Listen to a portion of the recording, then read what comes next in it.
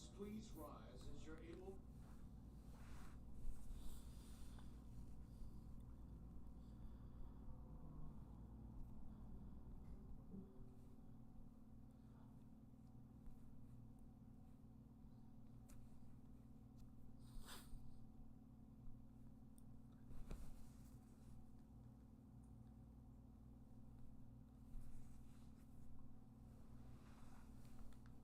We're also told that you've made us in your image, and that image is desired to do all things well. Today, these drivers come together to compete and to excel in what they do. They and their teams will take to the track and push themselves and the equipment to the limits in order to achieve victory. They will reveal your image in them as they seek to run their race well. So we ask that you might empower them for this race, give them strength of mind, body, and equipment, grant them safety on the track and in the pit, and grant safety to all of us in the stands. And grant all of us, no matter where we may be, the joy of a race that is very good, just as your work was at the beginning of time. In your Son's name I pray, amen. Here to perform our national anthem, please welcome Nashville charting artist from Smithfield, Virginia, Celeste Kellogg. Can you see by the dawn's early light what so proudly we hailed at the twilight's last gleam, whose brush sent bright stars through the perilous fight? O'er the ramparts we watched were so gallantly streamed, and the rocket's red glare that was bursting in air gave proof through the night that our flag was still there. Oh, say does that star-spangled banner yet wave for the land of the free and the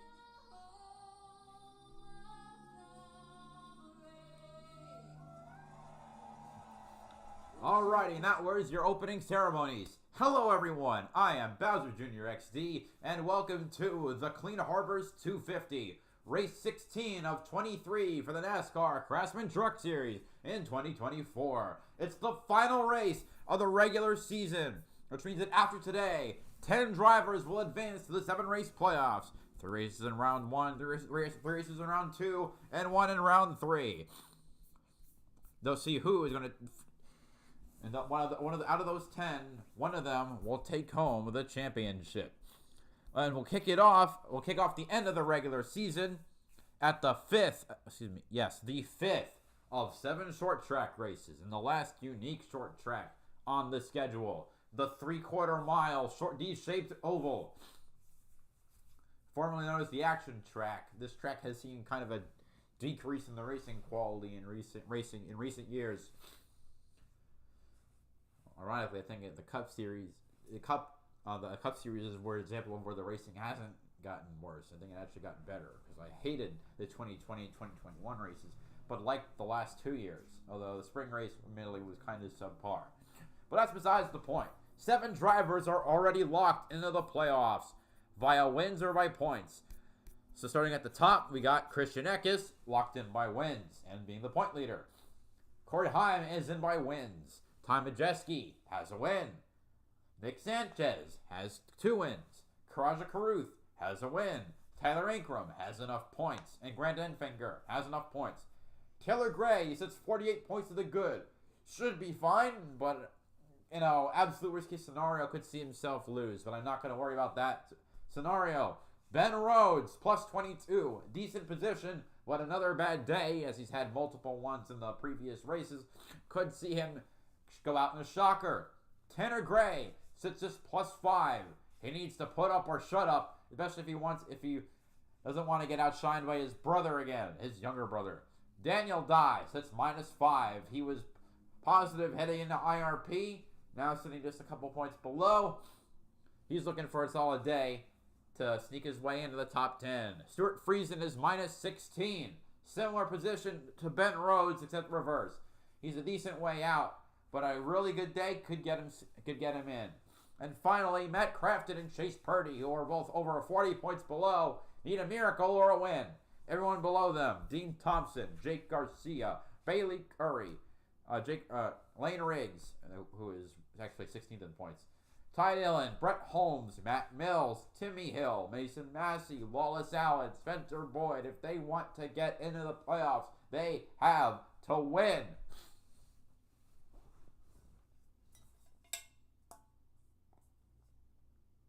For my dinner.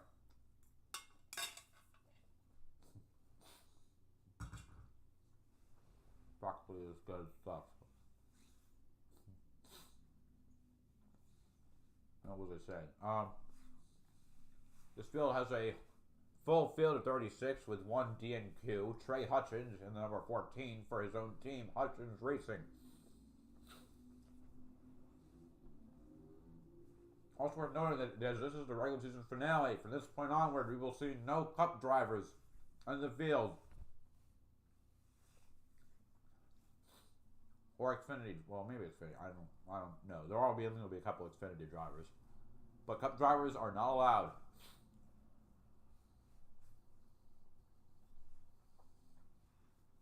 Made a lot of broccoli. I got those veggies in because I also had 2 burgers I made.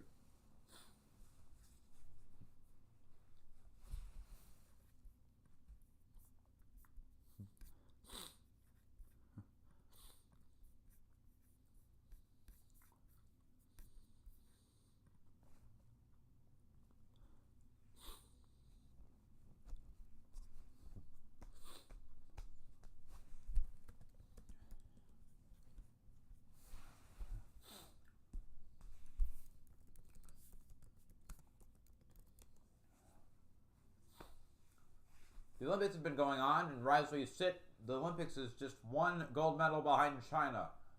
We should be able to win women's basketball, and China will probably win the final weightlifting event, which leads there are a couple events that I think the U.S. could win to get themselves. If we tie, we win the tiebreaker because we have way more silvers and bronzes, like women's volleyball. So we got a couple cycling events. I heard one we might be favored in, maybe women's omnium, and what was the other one? Women's wrestling freestyle, 74 kilograms.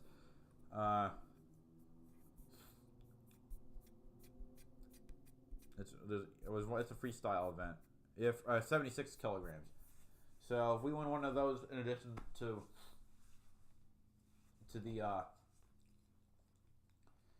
the basketball, as long as China doesn't win the marathon or the pentathlon, I think we'll be fine. At least we will emerge ahead of China. All right. Tropical storm Debbie has moved offshore, leaving behind a beautiful evening here, about 83 degrees. Well, the drivers are strapped in and ready to go. It's time to give the command to fire engines from the one and only, the King, Richard Petty. That's nice. Richmond Raceway. This is the moment you've been waiting for. Please welcome NASCAR Hall of Famer and 7-time Cup Series champion, Richard Petty. Start your engine. There's the command. 36 drivers ready to let loose on the action track, or at least something that used to be an action track.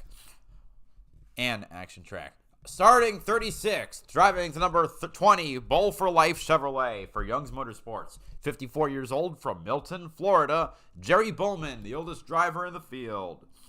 Starting 35th, driving to number 22, Nugget Trap Ford for Reum Brothers Racing. 43 years old from Eagle River, Alaska, Keith McGee. Starting 34th, driving the number 90, Carroll's Automotive Duratane Toyota for Terry Carroll Motorsports. 28 years old from Williamsburg, Virginia, Justin Carroll. By the way, as for their point positions, Bowman this is his first start of the year, so no points. Keith McGee, running part-time, is 35th. Justin Carroll, with only a few starts, is 5th. Second, driving the number 21, Rock Hill Hardware Ford for Floridian Motorsports. 20 years old from Palm Beach Garden, Florida, the part-timer Mason Maggio, 33rd in points. Starting 32nd, driving the number 7. Hi, Aaron. Starting 32nd, driving the number 76, Latitude Aero Chevrolet for Freedom Racing Enterprises. 29 years old from Crevecoeur, Missouri, Spencer Boyd, 27th in points, last of the full-timers. Starting 31st, driving the number 02, Brunt Chevrolet for Young's Motorsports. 27 years old from Douglasville, Georgia, Mason Massey, 23rd in points. Starting 30th, driving the number 46, Safety Clean Chevrolet for Young's Motorsports. 23 years old from Trinity, North Carolina, Thad Moffitt, the lowest starting rookie. And starting 29th, driving the number 75, Pop Cells Chevrolet for Henderson Motorsports. 26 years old for Cornelius, North Carolina, another part-timer, Stephen Parsons, 28th in points. Starting 28th, driving the number 66, T-Sport Ford for Thor Sport Racing. 18 years old from Fredericksburg, Virginia, Connor Jones, 29th, running part-time and a perpetual letdowner. He's also one of the 3 native Virginians in the field. Starting 27th, driving the number 7, Silver Air Racing Chevrolet for Aspire Motorsports. 18 years old from Mooresville, North Carolina, NASCAR's rising star, and 40th in points from one start, Connor Zillich, the much better Connor in the field. Starting 26th, driving the number 15, Operation 300 Toyota for Tricon Garage. 25 years old from Artesia, New Mexico, Tanner Gray, 10th in points, but not a good starting spot for someone who needs to get in by points. Starting 25th, driving the number 33, Auto Park at Ford for Riemann Brothers Racing. 24 years old from Van Nuys, California, Lawless Allen, 25th in points. Also, because I forgot to mention Connor Jones, I forgot that he's a rookie, so that makes him the second highest starting rookie of 3. Starting 24th, driving the number 56, ShopHillMotorsports.com Toyota for Hill Motorsports. 31 years old from Port Tobacco, Maryland, everyone's favorite owner-driver, Timmy Hill, 22nd in points. Starting 23rd, driving the number 13, Quanta Services Ford for Thor Sport Racing. 19 years old from Monroe, Georgia, Jake Garcia, 17th in points. And there's Mamba Smith, or no, wait, that's Josh Sims. That is Josh Sims. Yeah, so Mamba Smith's right, only does ARCA. Man, how did I screw that one up? Starting 22nd, driving the number 32, Best Value Carrier Chevrolet for Brett Holmes Racing. 27 years old from Munford, Alabama, Brett Holmes, 20th in points. And starting 21st, driving the number 91, A-All Mini Storage Chevrolet for McAnally Hilgeman Racing. 27 years old from Hampton, Virginia, making his Truck Series debut, Connor Hall. Starting 20th, driving the number 77, Bomba Buggy Chevrolet for Spire Motorsports. 24 years old from Meridian, Mississippi, Chase Purdy, 14th in points. Starting 19th, driving the number 25, Rackley Roofing Chevrolet for Rackley War. 32 years old from Louisville, North Carolina, Ty Dillon, who is 19th in points. Starting 18th, driving the number 42, JF Electric Utilitra Chevrolet for Nice Motorsports. 27 years old from Lynchburg, Virginia, Matt Mills, 21st in points, because I should have pointed out as well. Connor Hall is the second of the native-born Virginians, and Matt Mills is the third and last one. Starting 17th, driving the number 88, Menards Serta Ford for Thor Sport Racing. 48 years old from Tulare, California, Matt Crafton. 13th in points. Starting 16th, driving the number 71, HendrickCars.com Chevrolet for Spire Motorsports. 22 years old from Washington, D.C., Raja Karuth, 5th in points. Starting 15th, driving the number 41, DQS Chevrolet for Nice Motorsports. 27 years old from Driftwood, Texas, Bailey Curry, 18th in points. Starting 14th, driving the number 5, and Pipe Group Toyota for Tri-City Garage. 22 years old from Anaheim, California, Dean Thompson, 15th in points. And starting 13th, driving number 43, Champion Container Chevrolet for McAnally Hilgeman Racing. 20 years old from DeLand, Florida, Daniel Dye, 11th in points. Starting 12th, driving the number 52, Hallmark International Toyota for Hallmark Friesen Racing. 41 years old from Niagara-on-the-Lake, Ontario, Canada, Stuart Friesen, 12th in points. And starting 11th, driving the number 99, Nashville Stampede Ford for ThorSport Racing. 27 years old from Louisville, Kentucky, Ben Rhodes, 9th in points. Now we move on to the top 10. Starting 10th, driving the number 2, Gamebridge Chevrolet for Rev Racing. 23 years old from Miami, Florida, Nick Sanchez, 4th in points. Starting 9th, driving the number... I made a mistake. Sanchez is starting 9th. Actually starting 10th, driving the number 18, Wayuna Chevrolet for McAnally Hilgeman Racing. 23 years old from San Bernardino, California, Tyler Ankrum with 6 points. Starting 8th, driving the number 45, Moore's Venture Food Chevrolet for Nice Motorsports. 21 years old from Willow Park, Texas, part-timer, Hayden Honeycutt, who's 24th in points. And starting 7th, driving the number 17, JBL Toyota for Tri-City Garage. 19 years old from Artesia, New Mexico, Taylor Gray.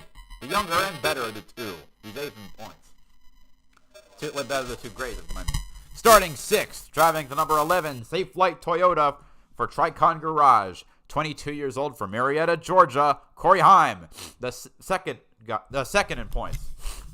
Starting 5th, driving the number 1, Starkey Sound Gear Toyota for Tri-City Garage. 17 years old from Eden Prairie, Minnesota, William Sawalich, the ARCA, the winningest ARCA driver this season, and who's 37th so far in truck points based on his part-time starts. He's also the highest starting Toyota. Starting 4th, driving the number 38, Loves RV Stops Ford for Front Row Motorsports. 22 years old from Bahama, North Carolina, Lane Riggs, the highest starting rookie and 16th in points. And that's highest starting rookie by a mile. Starting 3rd, driving the number 9, Grant County Mulch Chevrolet for CR7 Motorsports. 39 years old from Fair Hope, Alabama. 7th in points, Grant Enfinger, the 2020 Richmond winner. And the only previous Richmond winner in the field. Starting 2nd, driving the number 98 Soda Sense Curb Records Ford for ThorSport Racing. 29 years old from Seymour, Wisconsin. Ty Majeski, 3rd in points in the highest starting Ford. And on pole, driving the number 19, Instacoat Premium Product Chevrolet for McAnally Hilgeman Racing, with a pole time of 22.755 seconds and an average speed of 118.655 miles per hour. 23 years old from Middletown, New York, the points leader heading into the playoffs, Christian Eckes. And that is your starting lineup for today's Clean Harbors 250. I didn't want to mention anything because I wanted you to. While you were saying that for a little bit. Maybe it's my mic because I have to hold it by the mic because my stand is broke. It lost a leg, so it probably has to do with this. So I'll keep it. I'll leave it lying there. Hopefully it won't roll. I wish I had a professional mic, but you know what? It is what it is. All right, it'll be 250 laps around the 3/4 mile D-shaped short track. We're green at Richmond. Eckes already clear to the point with Enfinger clear for 2nd. It's side by side for 3rd between Sawalich and Majeski. Inside lane, let's got a hell of a restart, but here comes Corey Heim to the inside, making it 3 wide into 3, but with himself, Sawalich and Lane Riggs. Oh, excuse me, that was Taylor Gray. Apparently I'm blind and I can't read numbers properly. Great, I pulled a let's just say I pulled a Marty Reed. Corey Heim's not that far behind though. He's, according to the Chiron, he's in 8th place. Well, yeah, Nick Sanchez is starting to make up some ground here. Already up to 6th place. Now Daniel Dye is in the top 10, and he's getting some stage points will make his job a little easier. We see some contact on the on both lanes. Sawalich with somebody. I'm guessing that was Sanchez. See, Raw Caruth is back in 17. That's around where he started. Ooh, you can see how loose the 2 was there. And here comes. It's Ben Rhodes to the inside. He's going to make that pass. The Nashville Stampede Ford up 5 positions from where he started.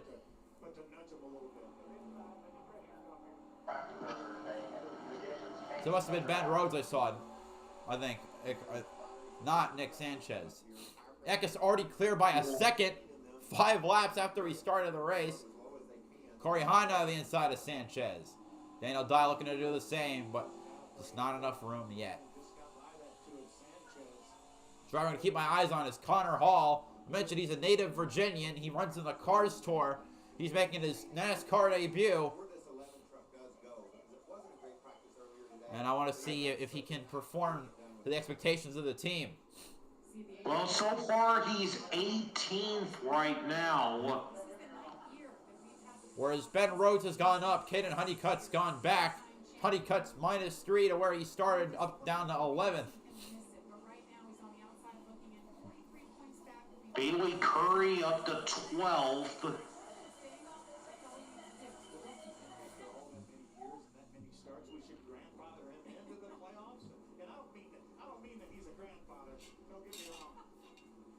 Is Phil really talking about pulling a Jeff Gordon for Matt Crafton just because of how long he's been around? That's just sad. Yeah, I don't think that's a valid comparison. And plus, I think it's very likely that Crafton might not end up making the postseason this year, which would be the first time in his career that that's happened. Yeah, he definitely probably won't. He basically has to win. Yeah, he has to. But right now, he's barely hanging on inside the top 20. A driver who needs to have just a decent day, Tanner Gray. He's still back in 25th, exactly where he started. Honestly, at this point, I'm still want to go with the outside scenario that Lane Riggs can pull off the win. He's up to 5th And right then now. get him, yeah, currently in the top 5.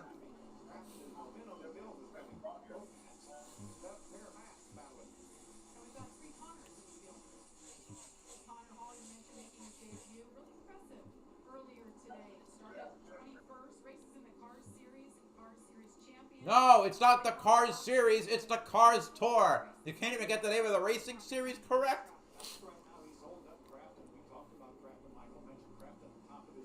Oh my God. How do you screw that up? Here's Connor Zilic, he's up to 20th. Right, this is Zilic's first short track race in the Truck Series. His debut was at COTA, where he won a pole going. Oh, did you see that thing got loose on and off of 2? His pole speed at COTA was faster than the Xfinity cars. It's remarkable. Wow, he makes the pass for. No, that wasn't a pass yet. Well, Majeski is starting to close in on Eckes for the lead. Oh wow, yeah, the gap is just 0.2. Short tracks are Majeski's strong suit, so it wouldn't necessarily surprise me if he could get a win here. And there's Grant Enfinger not far behind. He's looking for his first win of the year.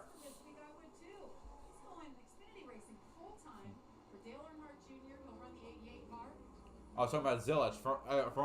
I got confused because they were focusing on the leaders. I'm like, is there something we don't know about? But no. I wish Eckes could go to JRM. That would be awesome. And Majeski around the outside takes the lead on lap number 14.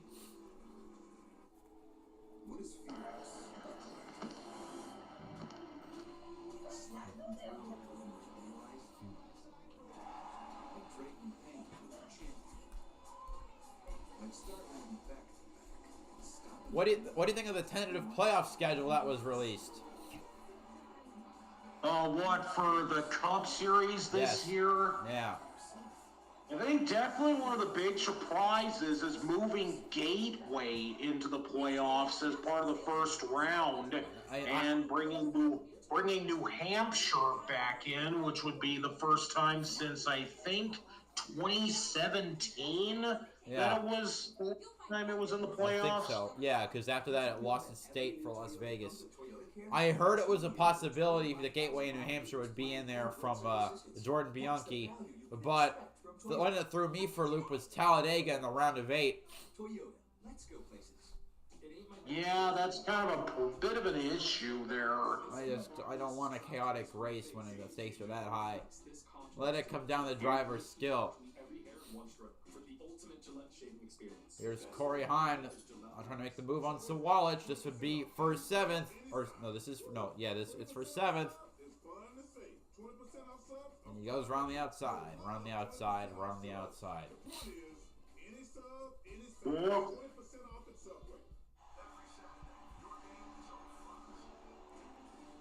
Internal NBC memos have suggested that Lee Diffie, after finishing up his stint at the Olympics tomorrow, will make up.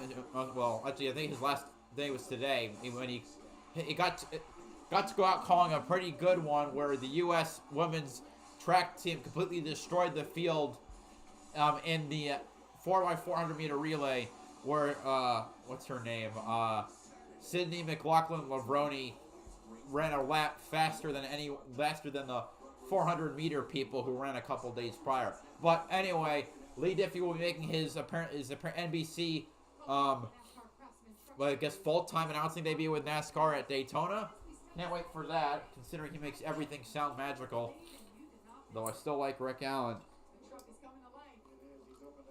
Jeski starting to lap for Astro, I think. Jerry Bowman already 4 laps down. Me thinks the truck was pulled into the pits with an issue. And he's already lapped Keith McGee. I can't help but wonder if Rick Allen could be potentially working with the CW for the Xfinity Series broadcast going into the future. I heard that they were trying to get Adam Alexander, but I've also heard that Adam Alexander is the front runner for the IndyCar booth. I don't like either option, so.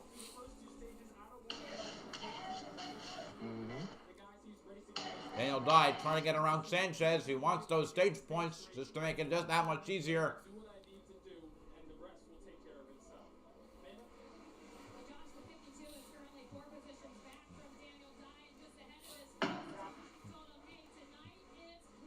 I still can't believe that was a story that happened before.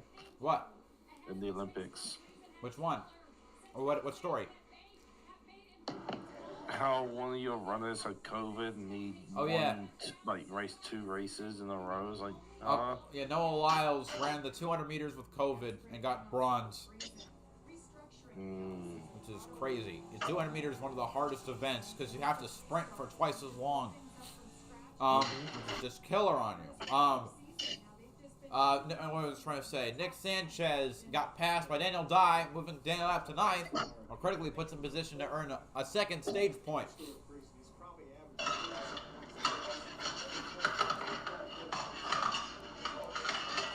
Someone fiddling with their dishwasher? I still being shocked. Sorry. Sounds fun. I just can't believe that the U.S. basketball team is literally the NBA. Yep, we got LeBron James, Steph Curry, and Kevin Durant. And frankly, I watched the last 2 minutes of that match, and Steph Curry nailing 3 3-point shots in a row is absolutely crazy. Yeah. Well, hopefully we can. Women's basketball will do the same thing.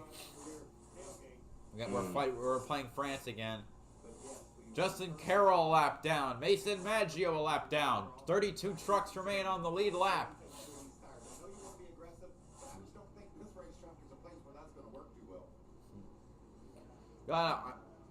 I find it interesting that X's paint scheme remains the same, even though it's a different sponsor with Instacoat Premium products. What's the advice you give your young driver in this second race? All right, Zilich's running still in the 19th position.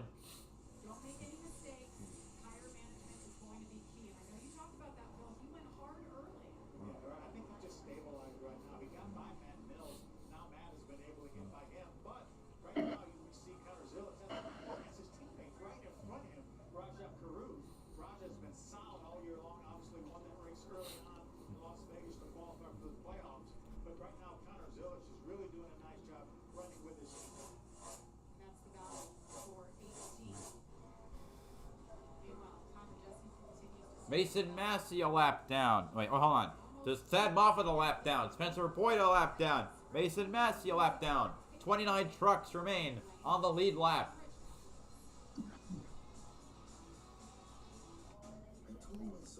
Looking ahead to next weekend, it's one of the rare situations where it is a doubleheader ARCA weekend.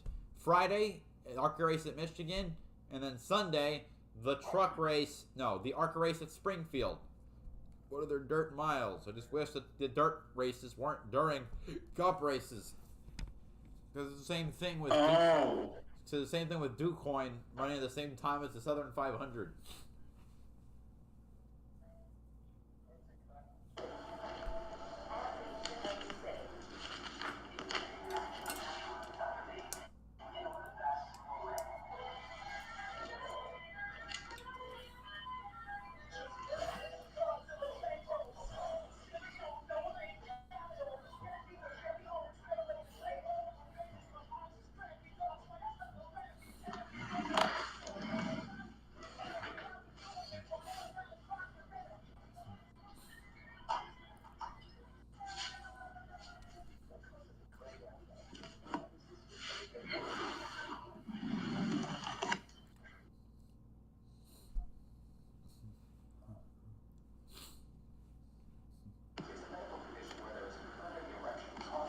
The 20 truck was posted for a minimum speed violation.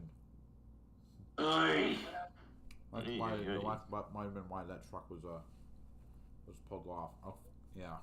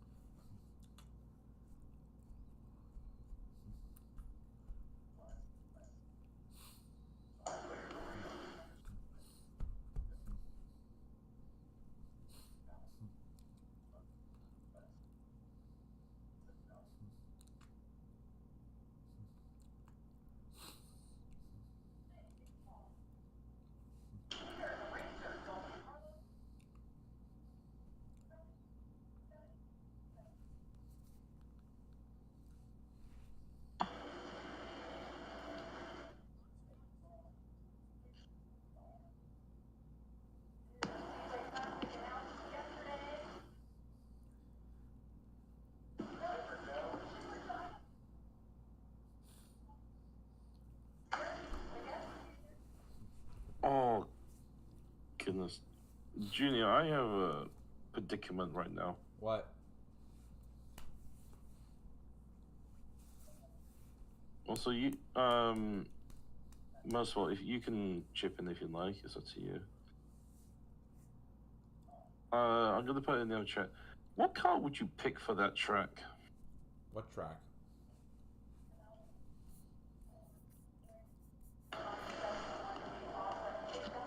What track? It's Yas Marina South. Oh, right, one of the configurations for Yesmer. I don't know. It's retro cars.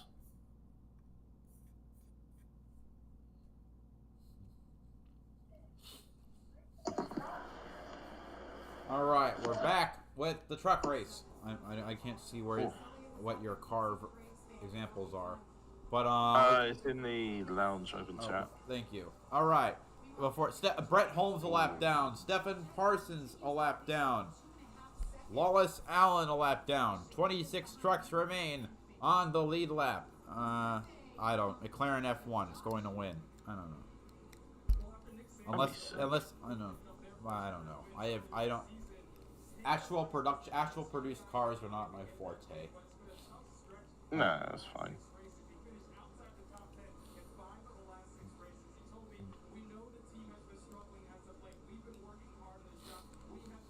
Talk about Tyler Gray.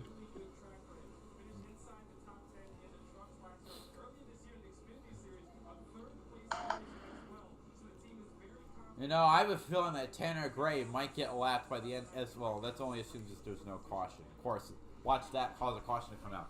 But Tanner Gray is at risk of getting lapped. He's 24 seconds off the lead on a track where they're doing 25, 5 and just over 25 and a half second laps right now.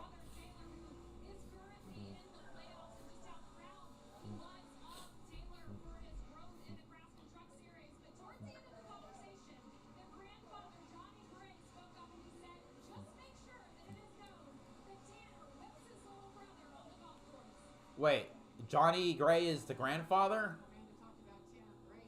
Mm-hmm. I thought he was the father.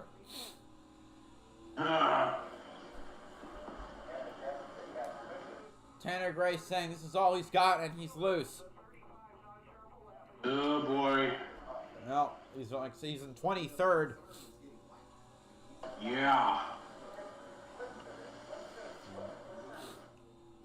You can literally see it in his steering inputs. Like, the truck is very loose. He's fighting the car. Like, he's fighting with the truck right now. Oh yeah, and Ty Majeski is starting to close in on him. You see it off the corner, the way he has to shake the wheel back and forth in order to keep it straight. Yeah, something must be wrong in his truck or his steering. Seems It's not set up well. He needs adjustments. Yeah. Chase Purdy a lap down. 25 trucks remain on the lead lap. Or he's trying to lap him. There he goes. And there you can see them, both the 98 and the 15 on the same screen. Mm-hmm. Timmy Hill will be the next driver to get lapped. There goes the 56. Being lapped. I'm not to that point just yet. Probably will be in a bit. Oh, boxed in by the 22. Yeah, I see that. That'll help the 19 eventually try to close in.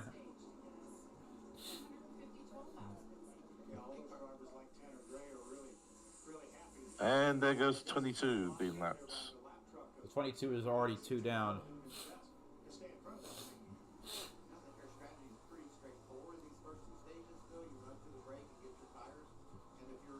Hill was a little bit loose down that straight a little bit, but all good. Mm-mm.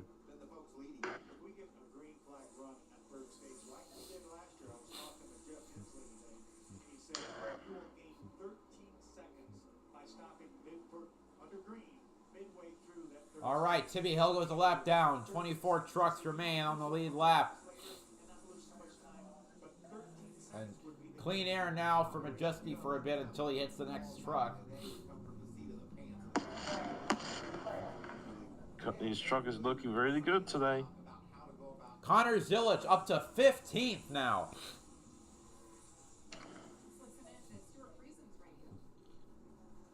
Friesen's moving backwards.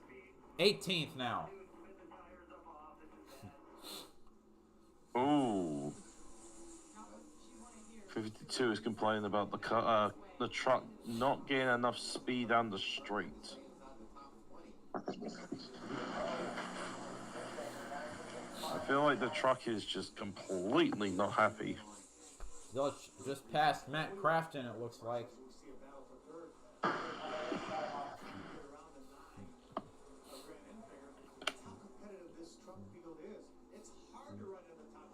Oh, there's a fight for third. There's 17 and a 9. He got the And spot, or does he? Or does he? Hold on. Yeah, he got it. And Lane Riggs right behind him. He needs to win.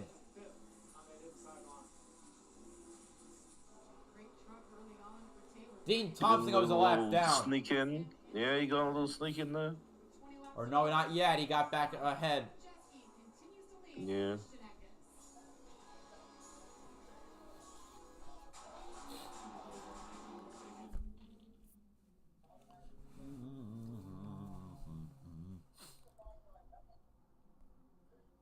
Right now, it's interesting. One truck's just completely losing power down the straight. Don't know what's causing that problem. Oh.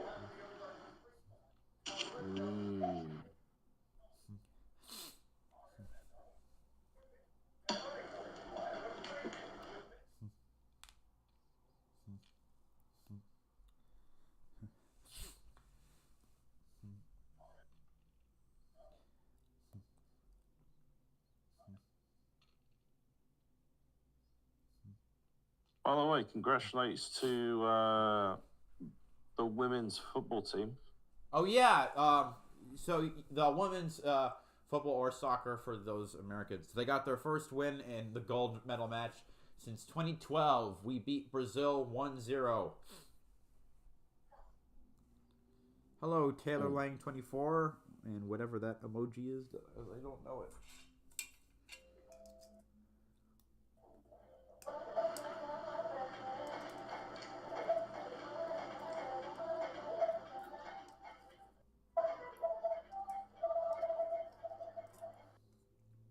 Yeah,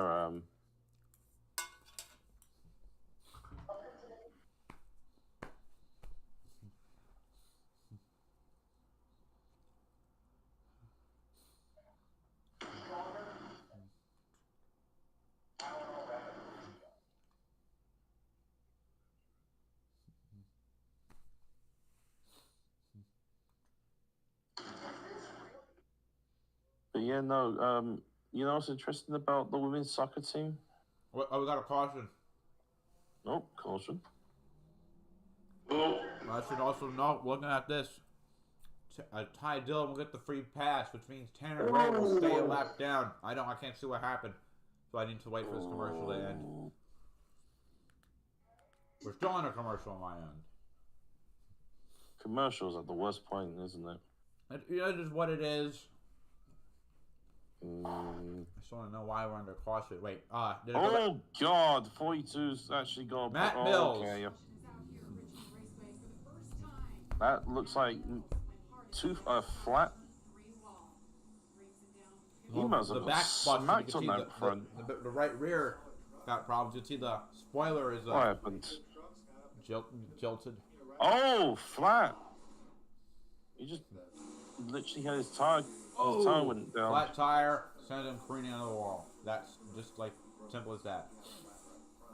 Yeah, that looked like a pretty bad hit. That truck might be out. Let's see. Oh no, they're fixing it, so could be getting it sorted. How bad you need those stage points, that will dictate who does what here. Yeah, I think, I think Dan will die. So if you stay on the racetrack, No, I don't know. say the top 10 stay on the racetrack and 11 comes in, he's I was probably gonna say, oh yeah. So you guys, the women's soccer team actually has one of the UK's most successful women's managers, Emma Hayes, who has what, 9 Premier League titles. I don't know. I mean, like, I don't pay attention to soccer. Certain number of trucks are staying out. Taylor Gray, Christian Eckes, Grant Enfinger, Lane Riggs, Corey Heim, Ben Rhodes. So, okay. So Wallich, Daniel Dye. Okay. Nick Sanchez, Matt Crafton. Before his caution, Zilich made his way to 12th.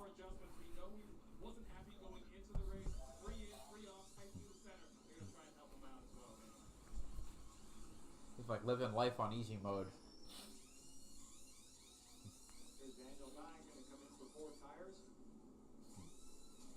Christian Ericks wins the race Huh? off the pit road.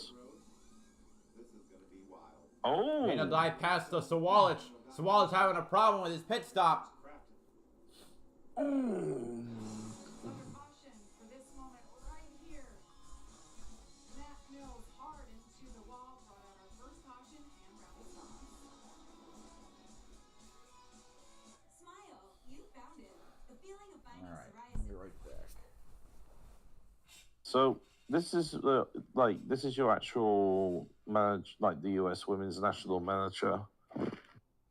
Won the Women's Super League 1, 2, 3, 4, 5, 6, 7 times. Won the Spring Series once. Won the FA Cup 1, 2, 3, 4, 5 times. Won the League Cup twice. Won the Community Shield once. Won the Women's Champions League running up. Like, she is probably one of, if not the greatest women's managers in football history, and also was also fighting for equal rights for women's and men's sports, getting paid equally. Cool. And now she's won gold for the U.S. national women's team. That is that is just amazing. Please take care of her, for frick's sake. Bless you. Thank you.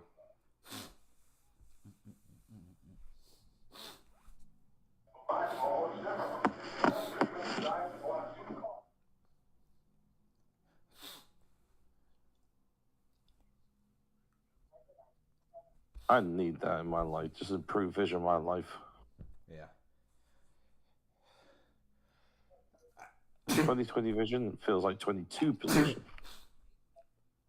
I could also use portals. Mm.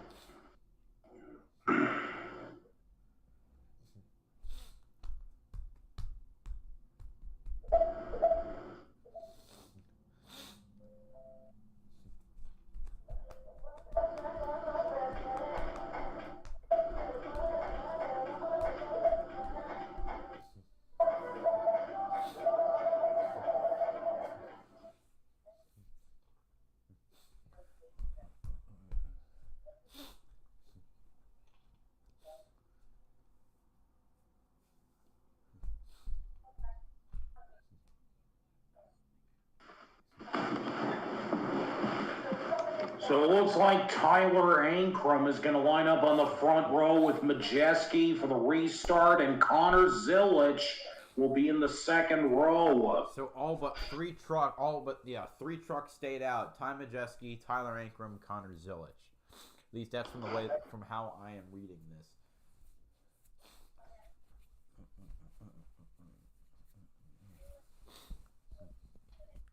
Decided to stay out Majeski, Ingram, and Zilich.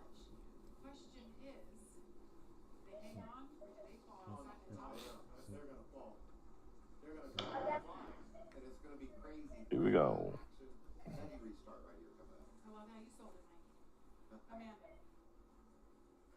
Jamie and Ty Majeski knew it. He was the first to make that decision whether to hit pit road. He immediately said, I am so sorry, guys. I did confirm with Joe Shear Jr. that they did make that decision collectively, but just ahead of this race, I talked to Ty Majeski about the mistakes last year. Oh, here we go. All right, well I'm not there yet. And it just come around the end. All right, pace truck is off now. There we go. All right, time for the restart. Will any of the top three be able to hold on? Here we go. Already a free wide already. Jeez. Yeah, on the front stretch. Here comes Eckes to the high side. Can he loop around and take the lead? Not yet. Majeski leads by half a car length off of 2. But Eckes with a better set of tires gets to the lead with Taylor Gray at second. There comes Ben Rhodes on the outside trying to get to third. Connor Zilich did not get a good run through that turn. He's got loose. Oh, some bumping and grinding. Whoa! Tyler Ingham got in a Caden Honeycutt there. 4 wide. My God. The 18 and the 98 has just been swallowed by the field that just pitted. That's what happens when you don't take tires. You need tires, idiot. Or you need tires. And you fool. Majeski I did don't say that. Majeski did say he made a mistake. He should have actually came in, but know. It's a mistake that undid his race last time. it's happening again. Or at least race win. He finished in second. He is Ooh. now at the back of the field. Majeski's a little out. Majeski's a little out of the groove. One driver who needed to have a good restart and didn't. Tanner Gray. He's fallen back to 28th. Roger Caruth now up to 10th.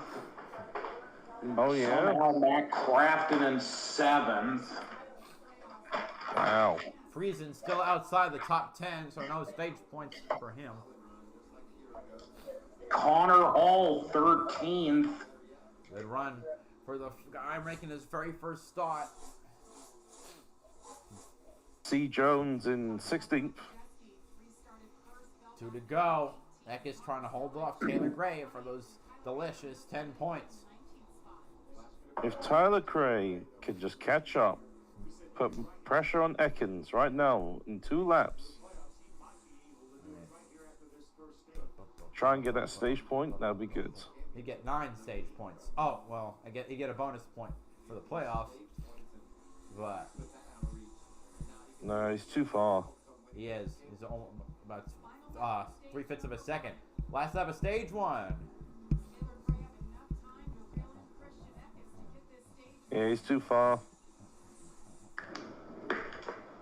Everyone who pit got ahead of the 18, the 98, the 18, and the 7. One of those being the guy leading the race and coming to the green and checkered flag. Christian Eckes wins stage 1 at Richmond. Yeah. Now, here's the interesting thing. Are we going to see... Because these tires are how old now? 8 laps, or so 10 laps. All right, Eckes wins the stage. Taylor Gray 2nd. Grant Enfinger 3rd. Ben Rhodes 4th. Lane Riggs 5th.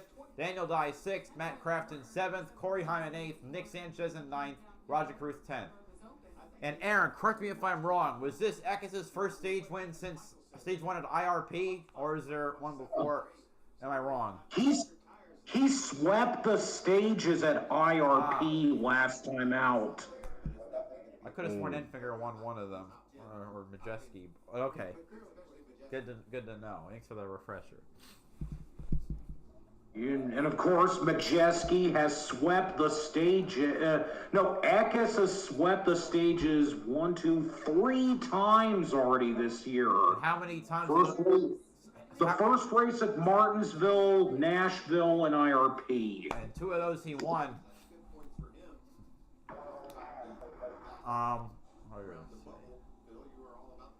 With Daniel Dye getting 5 stage points, finishing 6, that means that he's without factoring in where he's running now, he is tied with Tanner Gray. Oh boy. Brett Holmes will get the free pass while Tanner Gray languishes outside the top 25 and off the lead lap.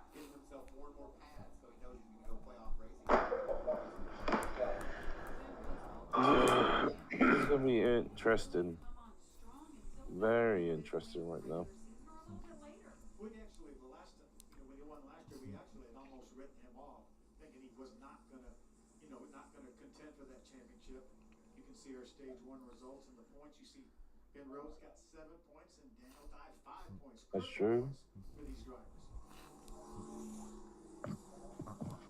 Christian Eckes hoping to pick up that regular season championship. Now, is Ekins, when they go and separate, is he going to choose the inside or the outside? That's the big question here.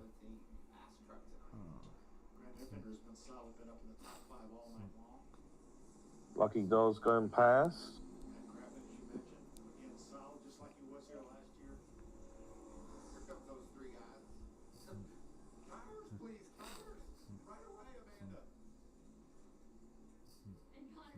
Ooh. Oh, a tire just got away from somebody. Thanks for letting me know. I'm going to pay attention. That looks like the car ahead. Who was that car? Ooh. Was that the 98? Yeah, it was the yeah. 98. That'll be a penalty. Dang it. Yeah, that is. You can see a truck behind having to swerve a bit just to dodge it. I can't tell. It almost looked like it might. I think that was a Thor Sport truck, but I'm not sure. Majeski's, yeah. There you go. Oh, he rolled it, but he hit the bumper of the they hit truck. the splitter. Yeah.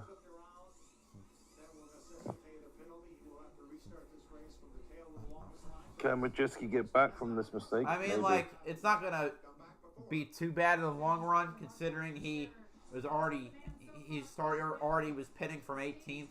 There's gonna be 22 trucks in the lead lap. He's still got quite a lot of ground to make up going into stage 2, though. Absolutely. That's true. He did finally pit. I don't know what. I'm not gonna lie. He's been having pit problems quite some time, hasn't he? Not the only one who's had those kinds of issues. True. That is actually true. Well, now I remember what I was going to say. Because today will be a double header stream. Later tonight, of course, Hingarani got the pole. At 10:30 p.m., we have the ARCA West race at Tri-City Speedway, which it's shaped like a triangle. And Tri-City Raceway, excuse me, because Tri-City Speedway is a dirt track in Illinois. Tri-City Raceway is a half-mile tri-oval. I'm gonna get a picture of it because it's very interesting. It'll be a 150-lap event, with the headliner being that Greg Biffle is returning to the series, driving for Sumo Performance Services. Hold on, I'm gonna put it in Mikeless.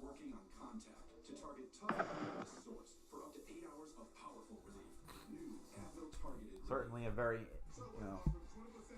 kind of reminds me of Pocono, but Pocono is its own thing. So Pocono in the field. There's also another speedway it kind of has some similarities to, and that being the former Asheville Speedway in Asheville. Asheville, Weaverville? I believe so, in Asheville, North Carolina. Yeah, the most populous city in the North Carolina. I think.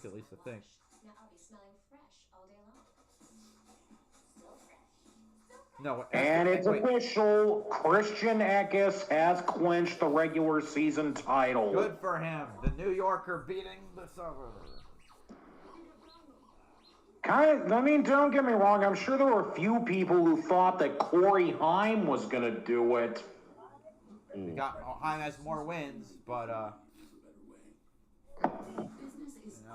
Eckes has a little bit better edge on Heim with consistency, but even then, that's still a bit hard to argue because Heim has also been incredibly consistent. No, they've both been a level above the rest.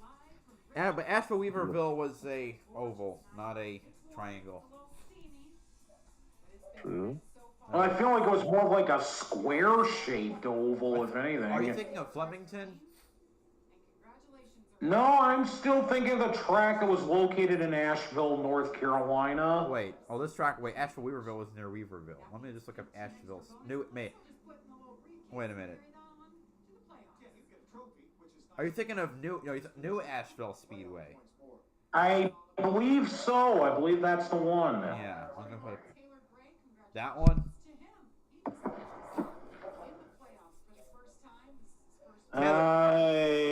That's New Asheville. Yeah, it's that one. We can now confirm that Taylor Gray is locked in the playoffs on points. Just 2 positions remain.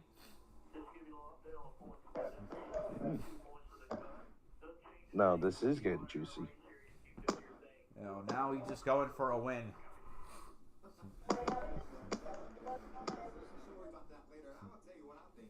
I think this kid can win the race, and that's what he's gonna be all about. I'll tell you You gotta what. take care of business, go win the race, and you'll get all I'll of tell you what, Bobby. You know, the 52 points locks him in too into the playoffs, so he knows that as well. Jeff just didn't have to come out and say it. He's keeping him humble That's right. to the end. Let's pick up the win while we're at it. They want that win too. They desperately want that Well, win. they haven't done that yet, so what a moment it would be if they could pull that off here.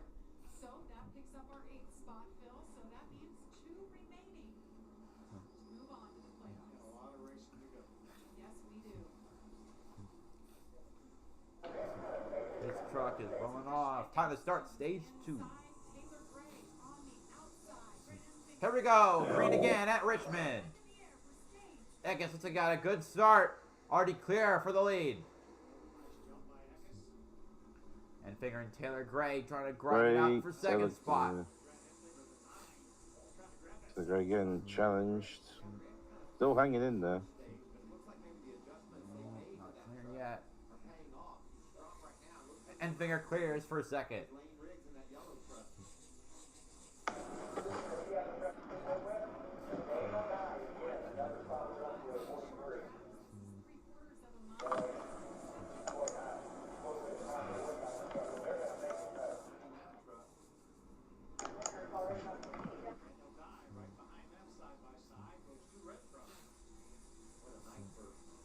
Caruth and Sanchez battling for 9th. Sanchez holding on to the spot right now. Solid run is what he needs. Daniel Dye still surprisingly running in 7th. Not a good truck. He just needs to stay there. Oh, the 71 and the 2 fighting right now. Still are. There's Jake Garcia right behind both of them. Waiting to pounce whenever they make a mistake. There's even the bell behind that. There's bells everywhere right now.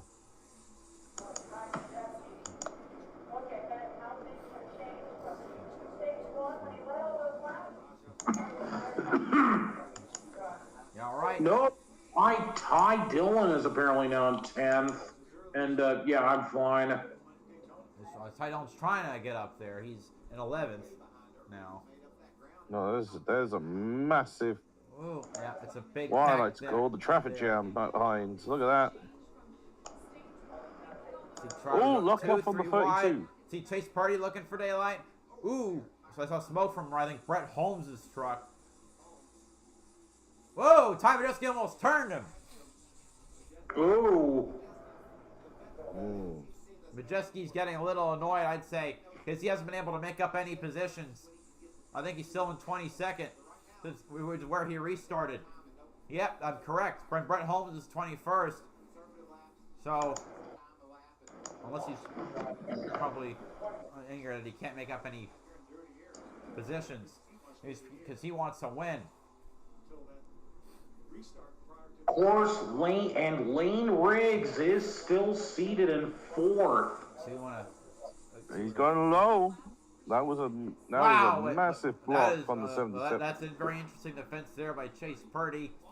So I think that's 20th. No, it's 19th through 27th, 22nd, running near each other.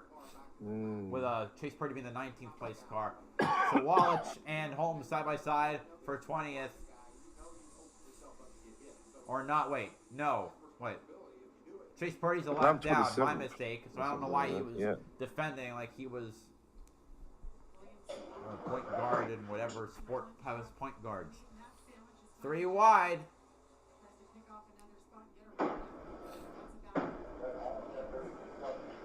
Majeski gets the 21st position. So once again, Jamie Little is wrong. 21st for Majeski. Zilich up to 13th. If Zilich wins this race, I don't know why I wouldn't have guessed it. 71 and 7 battling right now. Look, Matt Crafton is already in 8th. Here's Zilich on Caruth for 12th. Yeah, that is true. He's the only driver of the three that pit. Well, okay, Ankrom's been able to work up as well. So only Majeski was unable to get going from where he started. Though he might have because of his penalty, he might have had to start at the tail end, so behind the lap trucks. But he's still struggling to get by the trucks, the lead lap vehicles. Mm-hmm. I was wondering what that was. That was just bugs. I was like, what was that? Snow? No. Like it can't be snow. It's August. I know. It's just bugs. Or light particles. True. The 99's just Stampede. riding on his own.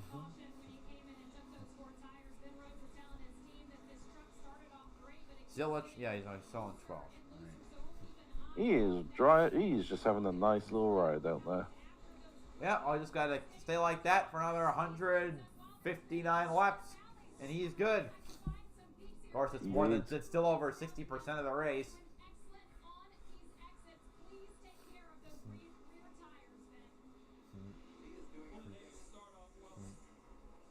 Still a traffic jam on the back of the pack.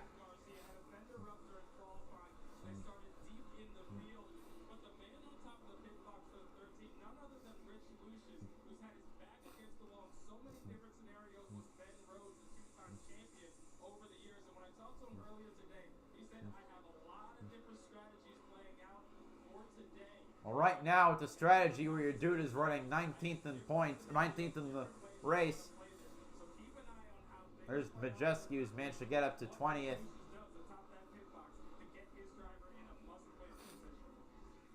love what Rich Lucius, what he does, the calls he makes. But, you know, we talked about it earlier, that these guys don't just make these judgment calls by the seat of their pants. He has strategies, but he has multiple for different scenarios that they are currently in at the moment that a caution comes out. And they thought about for 3 weeks. That's our last race scenario. That's right. All right, 95 complete. Here at Richmond Raceway. What causes a curve down there? Is it Peyronie's disease? Will it get worse? I haven't had enough of that type of commercial.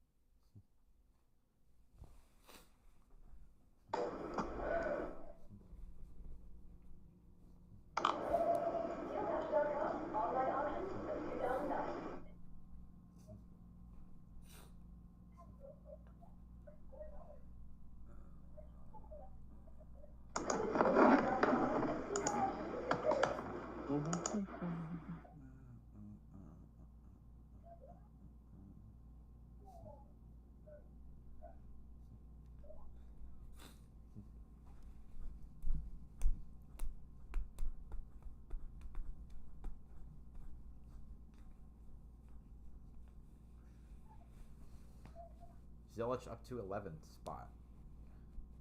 Ooh.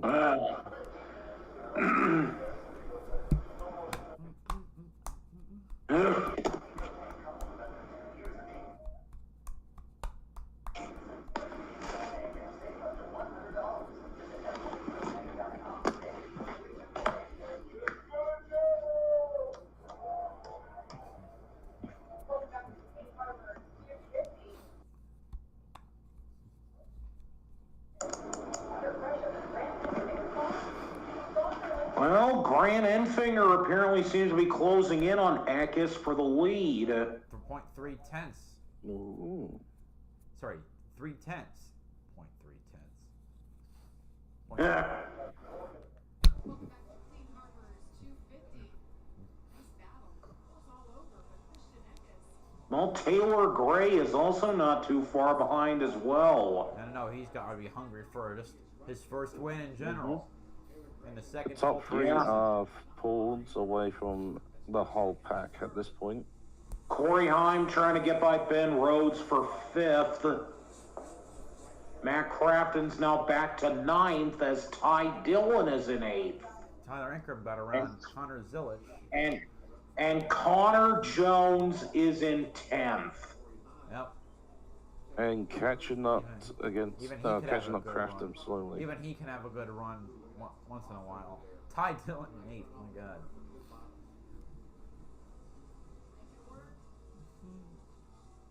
And Rhodes with the advantage on the outside. I mentioned the Nashville Stampede on this truck. Beautiful looking truck, but how cool it's a PBR, it's Professional Bull Riders. It's a team, and they won the championship last year and decided they wanted to get on board the truck this time. Austin was saying today here in Richmond that he had gone to the bull running last night. Sponsorship. At least the truck's not looking like a bucket full. It has on occasion. It's more like the gap. Brett Holmes now in 20th. Majeski up to 17th. Well, he's slowly catching up after finally getting some tires. 25 here. So yeah, apparently Majeski is apparently shown as 3rd fastest, and Tyler Ankrum is shown as the fastest in 11th. I'm guessing Zilic is second Indeed. fastest. Wait, that's not right. Yes, it would be right. Is Zilic second fastest? Yes. Daniel Dye, Ty Dillon with a really nice Actually, oh no. And now Ankrum and Zilic are the fastest. 24.98. Chicklets showing the fastest. There you go. Oh, so that's how far ahead of me you are. Okay, I'm seeing it now. How about 11th is our fastest truck? There's Tom Majeski down in 16th, but still showing that he has Ankrum is closing in on Connor Jones for 10th. Respect the both him and Zilic. Zilic is also pretty close to it as well. Majeski is still fastest. Jeski now up to 16th.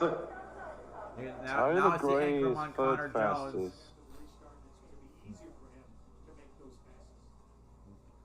You gotta wonder if it's eating up so Walsh inside for him to be running behind Zilic again.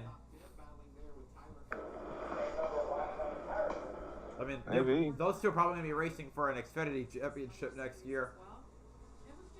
That's true. It'll be Ty Gibbs versus Sam Mayer version 2. Oh god. Oh. As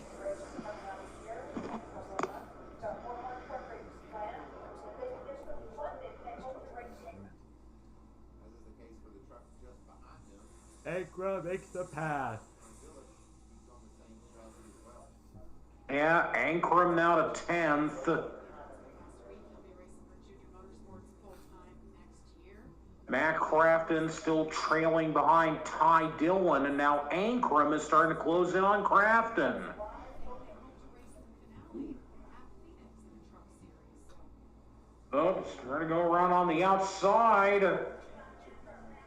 Hey, being behind. They have a couple races to go. Those are combination races with the National Series. We've talked about the fact that we'll see him at Michigan next week in his first start ever on a big fast track. I have a feeling his eyes are going to be wide open when he sees Michigan for the first time. Amanda, what are you hearing? See, now I'm seeing them move on the outside, around the outside, around the outside.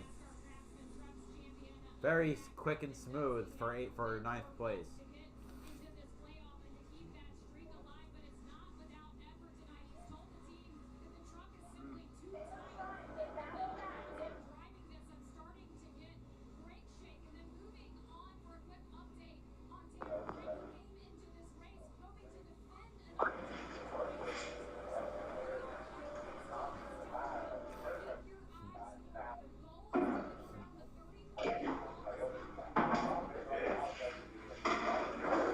Tanner Gray's worked at the 25th, still has to pass 2 lap trucks to get back onto the lead lap within the next 27 laps.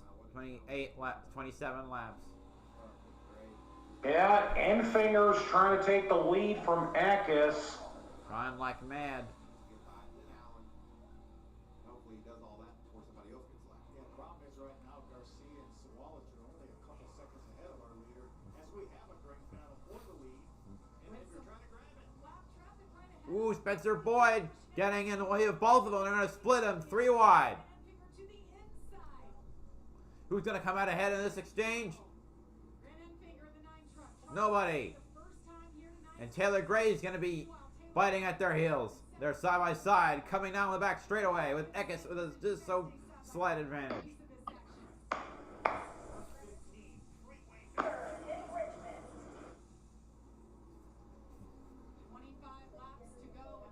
Oh, so it's a 90, 70, 90, 90. Okay. Enfinger to the lead.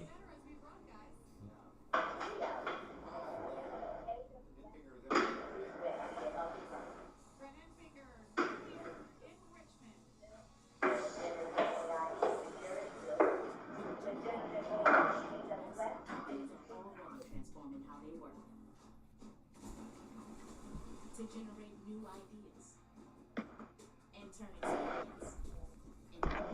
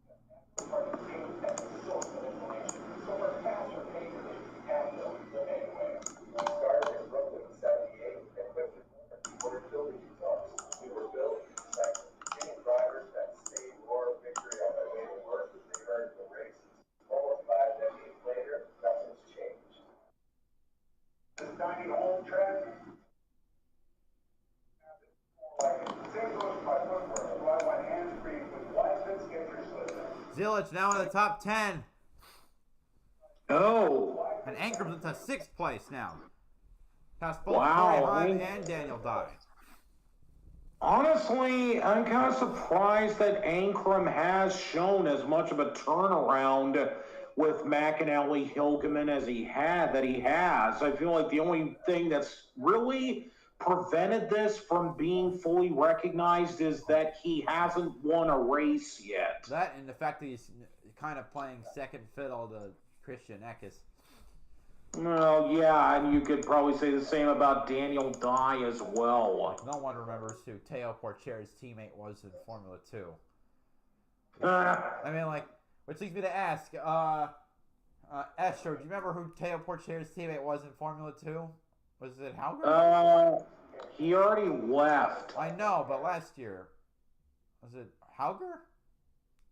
Or not? I know he drove for Victor Martins. Wow, I actually remember it. Yeah, Victor Martins, who is currently still in Formula 2 at the same team and is not having so great of a year.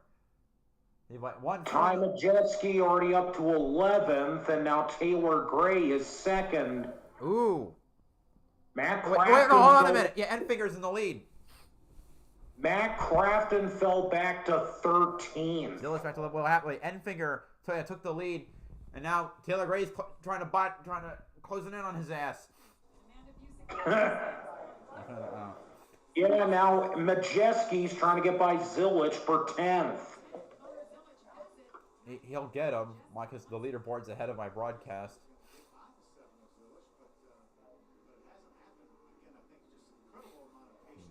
Oh, yep, Gray's about to make the move. Huh?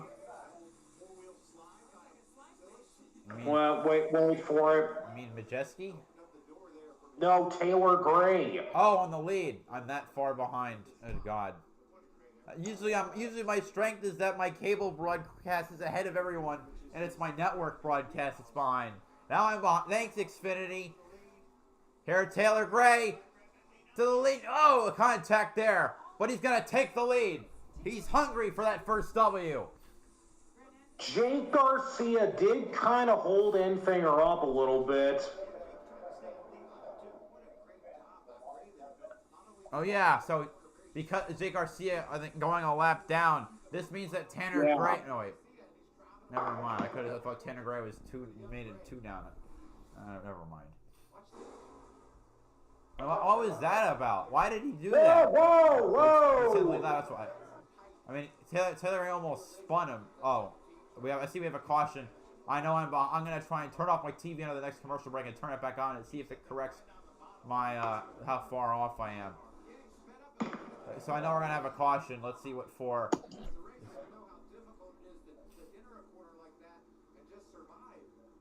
Matt Crafton. The spin. Hits the inside wall. Barrel stops it at the end, but is gonna get his truck going again. Doesn't look like you look like he got loose off of another truck. Yeah, Caden Honeycutt. Kind of got into the quarter panel of Honeycutt, and then he just lost control.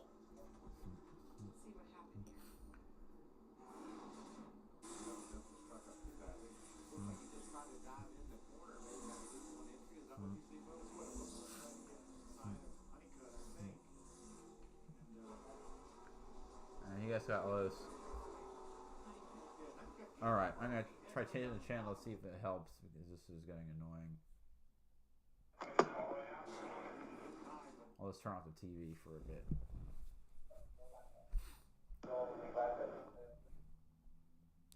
But yeah, Taylor Gray, it's been over, I think, almost 60 laps since a lot of these drivers' last pit stops, and for Ankrum, it's been over 70. So now it begs the question: who's going to make the decision to pit this late into the stage? Wait. Yeah, just over 10 to go. I don't know if it's really the best idea. Wait a minute. No, it's a 90 lap stage, right? It's a 90 lap stage. Well, there are drivers who are pitting. Oh, all right. I'll turn on the TV again. I thought they were going to go to commercial immediately. Yeah, it looks like the majority of the field is pitting. Oh, there is 11 to go. It was a 70 lap stage. My mistake. Yeah, 70 laps. Okay, now I see them going to pit road, so my broadcast is just behind. Thanks, Xfinity. Yeah. Oh, you know what? It is what it is. I just hope for no spoilers. Well, John, I'm trying to remember to be careful. I don't want to make it give away. I don't want to give away any obvious warnings to that. Yeah, you're doing a great job of it. It's my frustration is purely at my own broadcast. So you're completely fine, Aaron. Well, to be fair, Dave has the same issue on his end as well, so that's the reason why he doesn't do this either. Well, I'm just here to have fun. So, all right. Enfinger beats Taylor Gray back off pit road.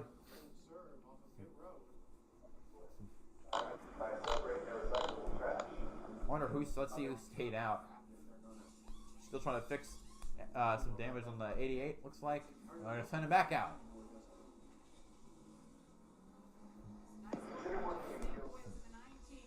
Hanging on to the lead for Grant Enfinger.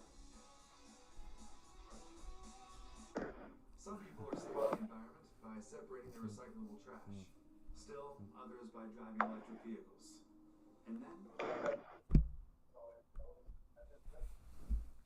But yeah, as of right now, it still looks like Daniel Dye is still 10th in points, isn't he? He was 11th when entering the race. After stage 1, he's tied with Tanner Gray. Looks like he'll restart in 10th. So whatever stage points he gains will be his margin on Tanner Gray before the end of the race. So I guess Timmy Hill will get the free pass. No, Jake Garcia got it. I'm an idiot. Jake Garcia got the free pass. What is Tanner Gray gonna do? I mean, this is year number 5 in the Truck Series, full time. Hasn't won a race. Hasn't gotten into the playoffs. Probably won't unless a miracle happens. Yeah, this just has not been the day that he wanted to have. All he needed was to not screw up, and then they screwed it up. There was a point where we thought he was where he thought he was safe just a couple races ago, but Daniel Dye found his groove. You could probably start to make a similar case for Ty Gibbs in the Cup Series as well, because things are kind of starting to look a little bit bleak for him as well. You know, at least he's in playoff contention. You know, yeah, I think it's just more so an issue for Ross Chastain. Yeah, well, yeah, Ross is +7, and don't mention it in front of Classic, because he'll go berserk. He's been having a really, ever since, he's not been happy since Nashville, where I think Chastain went from +93 to +7. It's been a really brutal set for him. I mean, I feel for him. Things aren't exactly that much better for Buescher either. Yeah, he's what, +22 or +17? Yeah, I mean, yeah, there is a chance that he could win the Cup race tomorrow night, and probably Michigan as well. Just like he did last year. But we'll have to see. I guess there are on years and off years. I don't know what you mean. Whoa. Alright. Let's do this. Okay, that makes me think there's going to be an exciting restart or a disaster. Yeah. Oh, yeah. Okay, I'm excited and scared. Here we go. 6 to go in the stage. We're green. So Ty Dillon, Stuart Friesen, Bailey Curry stayed out. Holy crap! That was a very loose 25. Friesen clears for the lead. Here comes Enfinger charging like a freight train to the outside. There's a slow truck. That is the 41 of Bailey Curry. This is what happens when you don't pit for tires. And the number 9 is gone. They're 3 wide throughout the pack. Whoa. Yeah. Sliding back faster than a monkey in a grease puddle. That's the analogy I'm using. Yeah. So I couldn't think of anything better. So yeah, Taylor Gray went backwards to 12th. Well, that's not gonna help.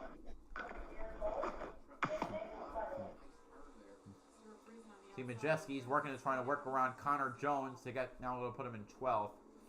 Driver looking to probably also recover from his restart. Connor Zilich, he was restarted 10th, back to 15th.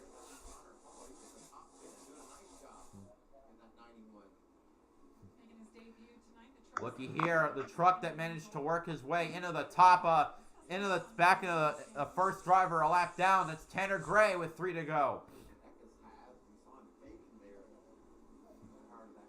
But look who's up to 3rd, Daniel Dye. Yeah. So he should have a good amount of points. Connor Hall in 12th. Okay, here we go. Coming down to the end of stage 2. So yeah, I'm still a little ways back here.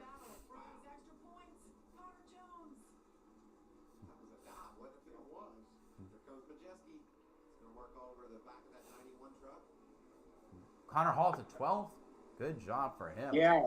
So the McAnally trucks are all running 2nd, 3rd, 8th, 12th. Shows the strength of that team. Frankly, I think it's a better team than Tricon, even though only one driver from either team has won all year, which is bizarre to think about. Medeski passes him for 13th. But meanwhile, coming off the final turn, it's going to be Grant Enfinger winning the final stage before the playoffs. Eck is 2nd, Dye 3rd, Riggs 4th, Heim 5th, Rhodes 6th, Carruth 7th, Ankrum 8th, Taylor Gray 9th, Connor Jones in the 10th position. Daniel Dye will gain 8 stage points, giving an 8-point gap over Tanner Gray. And as long as Daniel Dye finishes 8th or better, as long as the new driver doesn't win, he's in the playoffs. It's also the first stage win for CR7 Motorsports. Really? Interesting. Yeah. Makes sense, because before Enfinger came along, they were shit.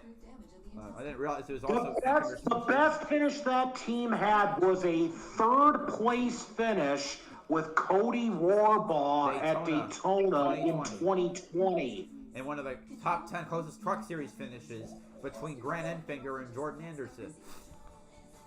Yeah. While we're talking about close finishes, the closest ever finish at Richmond Raceway in the Truck Series was in 1995, the inaugural Truck Series season, when Terry Labonte beat Jeff Bodine for the first win for Hendrick Motorsports in the Truck Series by a margin, I believe it was 6 1/1000ths of a second. Let me double check that. Wasn't there one other finish at another type of short track with some other driver getting his lone victory in a margin that was closer? In the Truck Series, it was in the same season at the Colorado National Speedway. Butch Miller beat Mike Skinner by 1 1/1000th in the closest ever Truck Series finish.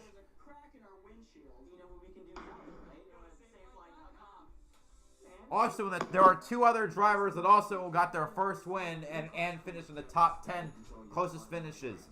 this is not, I think this might not have been his first one, but Eric Darnell got his 2nd win in the closest ever finish at Michigan with a margin of 5 1/1000ths. And the 10th closest Truck Series finish, Homestead 2013, Cale Gale getting his only Truck Series win by running Kyle Busch into the wall, coming into the checkered flag. You know what? It was how he needed to win. That's really one of the few ways you can beat Kyle Busch. Run him into the wall. That or run against him. That or run against him in 2024, where apparently he's got a broken wishbone. Well, I don't think it was broken, but I think it was like heavily sprained. I'm trying to make a bad luck analogy. So I mean, what's opposite of a rabbit's foot? I don't know. Yeah, I don't know where that's going. Black cat, I guess. Cracked window.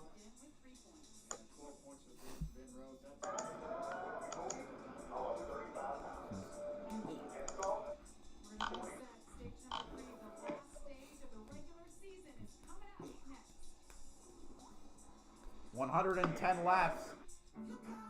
you almost had trouble losing weight and keeping it off? Same. Alright, so Sean Hingarani won the pole for the ARCA West race. I might have said it earlier, but I'm saying it again. And I'm keeping the weight off. I hope Greg Biffle wins it. I met him at Lime Rock. Cool dude. The guys that were trying to get a picture with him liked his YouTube channel. He started like doing like showing like maintenance stuff and him talking about race weekends.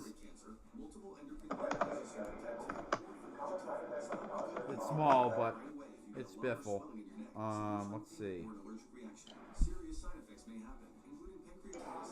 Okay, so Tyler Wright will join him on the front row. Greg Biffle will start 4th. Also, because this is hilarious, he has to have the rookie stripes on his car. Would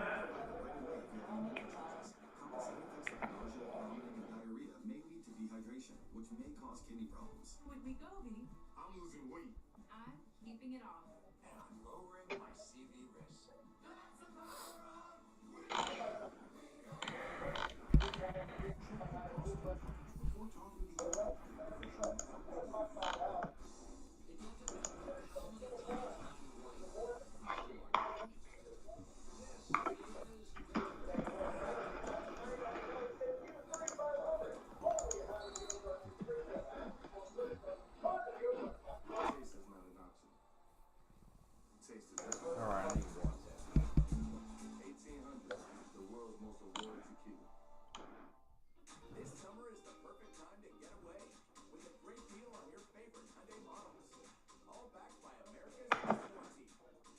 years or 36,000 miles of complimentary maintenance.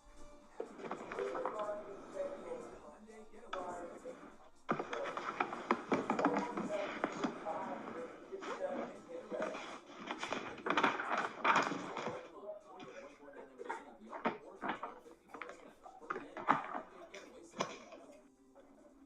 To avoid digital threats, just turn on NordVPN. Improve your protection against trackers, malicious websites, and malware-ridden downloads. Get the deal now. So while we're still under like waiting for the race to restart, some IndyCar news that came out within the last week. Augustine Canapino getting released from Ghost Hollinger. I say good riddance to him. Yeah. Like, just for the fact that he didn't do a damn thing when his teammates and technical alliance partners were getting harassed. Yeah. Honestly, I don't care if this pisses off people. It's like having Trump in a car. All his fans are going to go ballistic at anyone that tries to even so much as touches him. And even though after McLaren dropped their technical alliance with the team, Grosjean still got the team their best finish at Laguna Seca. Crazy, yeah.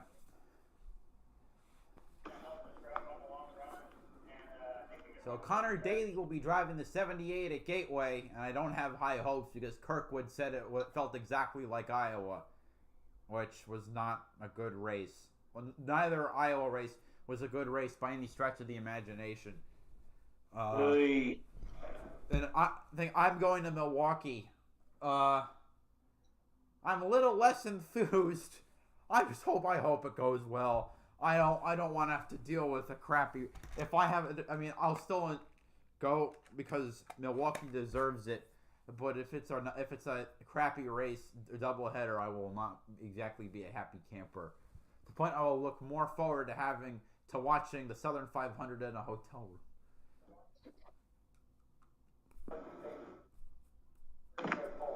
Yeah, you already said the worst experience you've ever had in a race was last year at Atlanta. For a racing product wise, yes. It was the worst super speedway race I've had to watch. Well, I take that back. Atlanta, this year's Xfinity race at Atlanta was miserable to watch too.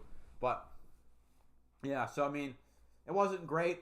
Just the racing product itself wasn't good. I'd also recommend Sweet Seats, not super worth it. I prefer the grandstands. Even though I did get to meet Bill Elliott, so that was a plus.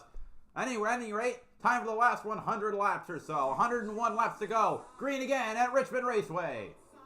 Whoa, boy. Oh, boy. I can see they're already trying to swing. Oh, no. Please do not get at the 43 wreck, please. Oh, the twitch from the 43. That could have been way worse. Is that what you were on? Whoa. Yeah, because Crafton was involved and... Wait, what? I didn't see that. McGee. Wait, hold on. Oh, now I see it. Dean Thompson, Matt Crafton, Keith McGee, Thad Moffitt.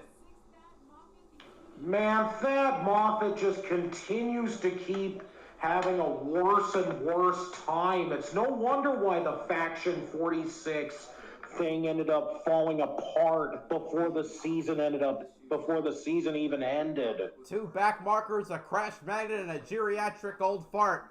We've seen how crazy it is back there in the All go to a wall. That's the line I'm going with. Looks like it's official. Matt Crafton is not going to make the postseason for the first time in his career. Now, Mason Massey also involved. Does it make that 3 back markers, a crash magnet, and a geriatric old fart? Yep, the 46 is done. What happened? Dean Thompson was the furthest ahead of him. Oh, Ty Dillon's got into Dean Thompson and he spun him upwards. That's what caused the chain reaction. Also, why did that Moffitt go up? Whatever. Tanner, this would give Stephen Parsons the free pass. Also, Tanner Gray, like I said, is back on the lead lap. So, He needs to finish 8th position. No, I believe Daniel Dye wins the tiebreaker because Daniel Dye finished 2nd at... Whoa, good save for Tanner Gray. Got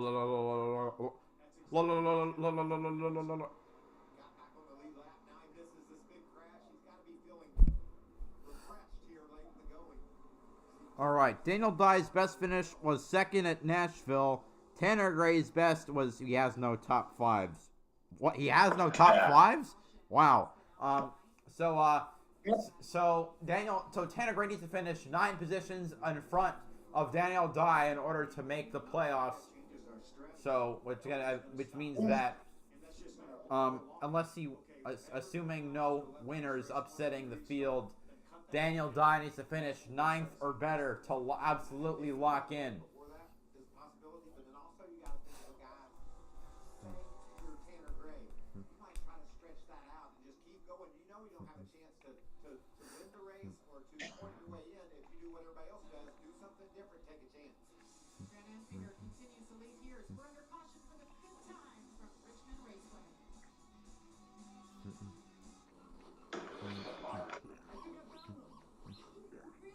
Making your dog your ring bearer is one way to say love. Car park. It's just a car park. But delicious Caesar canine cuisine is a better way. It ain't my dad's razor, Dad. Hey, watch it. It's from Gillette Labs. This green bar releases trapped hairs from my face. Game changer. Well, it flex this contours to it, so the 5 blades can get... Spire number 7 truck has clinched a spot in the owners' playoffs. That's the important thing to know about that is an owner's truck can only clinch if they have a driver declared for truck points winning a race, which means that Kyle Busch's wins don't count. So, but the 7 truck of the 4 main trucks that were running with a rotating cast and had good equipment, aka the 7, the 1, the 91, and the 45. The 7 truck was the highest. Currently checking how these trucks were before the playoffs, before this race. So the 7 truck was 5th in owners points. The 45 was 9th in owners points. The 91 was 12th, and the 1 was 18th. Yeah.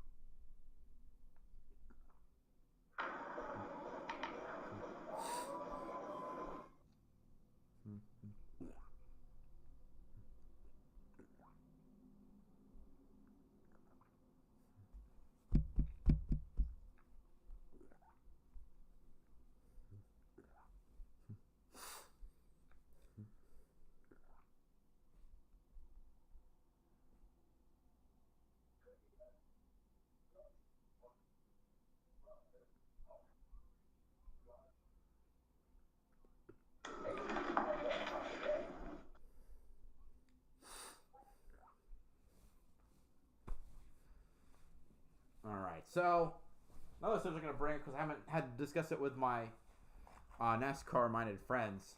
Formula One's been killing it recently, hasn't it? Well, it's kind of surprising because Max Verstappen hasn't been dominating all the while. This is what it happens when more than one team can win a race. So far, they've had 7 different winners. the most this since year. 2012, which had 8 winners. But I seriously doubt we hit that many, considering none of the other teams have the speed and Checo doesn't have the skill. And I can't believe they're retaining him for the rest of the season. Like, they didn't give that chance to Daniel Kvyat, Pierre Gasly, or Alex Albon. All of them. Kvyat got a season and a half and 4 races before he got swapped for Verstappen. Pierre Gasly got, I think, less than half a year before he got replaced by Alex Albon. And then Albon got a season and a half, and he got the boot. But he was never, I don't think he was as low as Checo was now. I mean, Checo has the fourth or fifth worst qualifying record for a Red Bull driver since Verstappen started driving for the team.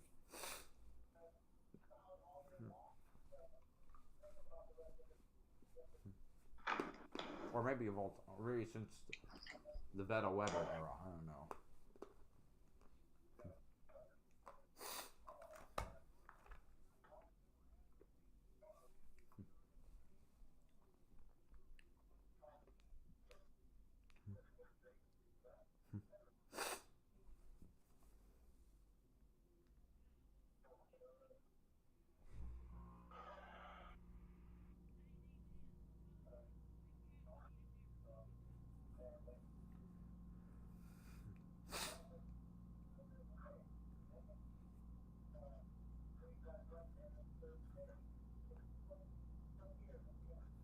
46 crew not happy on the radio. Maybe if you said hi, he would have went low. Oh my god. Dude. Great. This is an idiot. Well, great driver if he can't understand what his spotter's telling him to go. Like, if your spotter tells you to go low, you go low. You don't go high.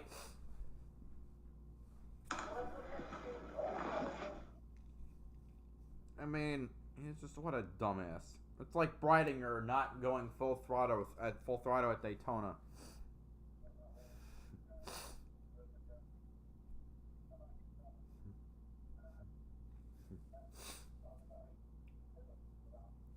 But yeah, Lane Riggs is still sitting in third. Yeah. And him getting in, that would be another massive upset.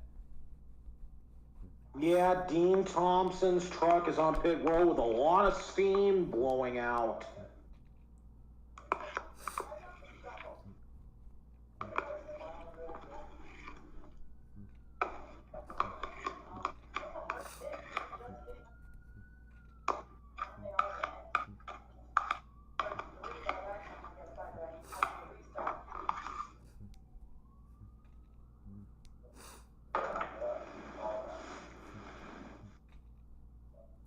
Brett Holmes now up to 14th.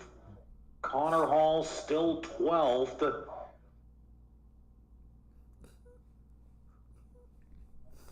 Bradshaw Carruth in 8th. Majeski 9th. Taylor Gray back in 10th.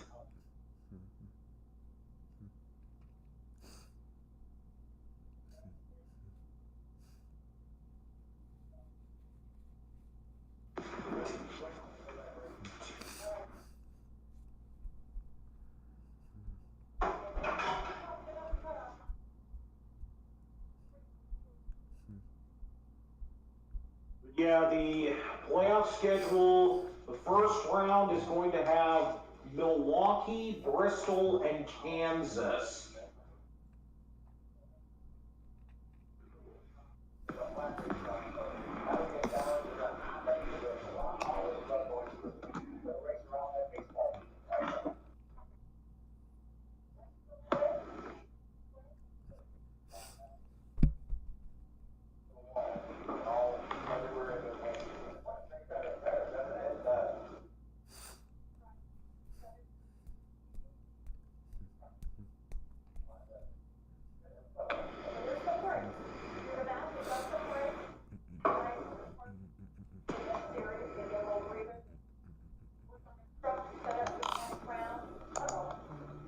Oh, got a truck that stopped on the track. Well, let me see who that is.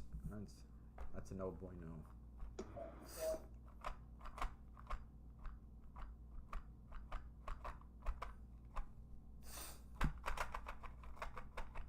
Wallace Allen. Well, he was in the wreck, right? Or no, he wasn't. Wow, I just assumed he was because it's him. But no, he's just... Oh.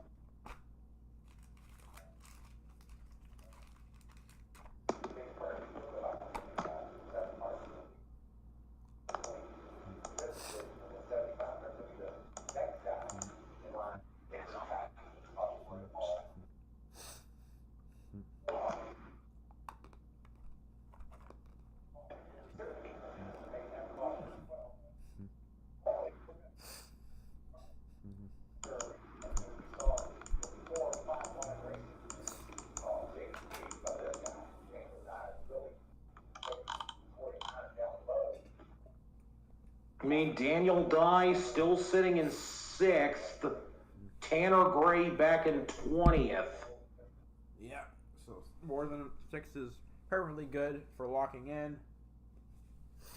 Big squeeze by this guy. Danny Dye really taking Corey Heim down low. I want him to get in. But then when we got down to turn 3, wasn't so lucky to make it. And yeah, it looks like Dean Thompson is now going to the garage. His Why are we truck's still under being caution? Just because of the 40, 30.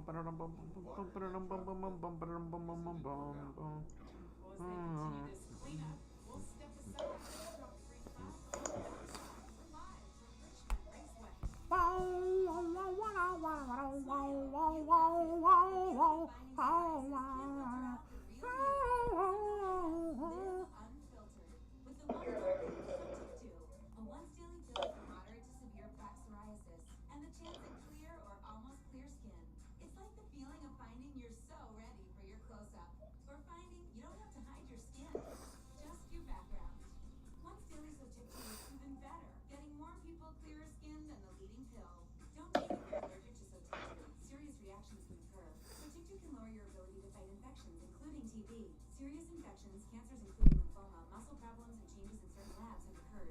Tell your doctor if you have an infection, liver or kidney problems, high triglycerides, or have vaccine cancer. So TIC2 is a TIC2 inhibitor. TIC2 is part of the JAK family. It's not known as though TIC2 has the same risks as JAK inhibitors. Find what class it is so clearly you. So TIC2. This hot, delicious KFC meal is just $4.99 all day, every day. Good luck finding a deal this juicy anywhere else. Out of a bucket, it's a good deal. Yeah, it's a really, really good deal. Choose Advil Liquid Gels for faster, stronger, and longer-lasting relief than Tylenol Rapid Release Gels. Because Advil targets pain at the source of inflammation. So for faster pain relief, Advil, the pain away.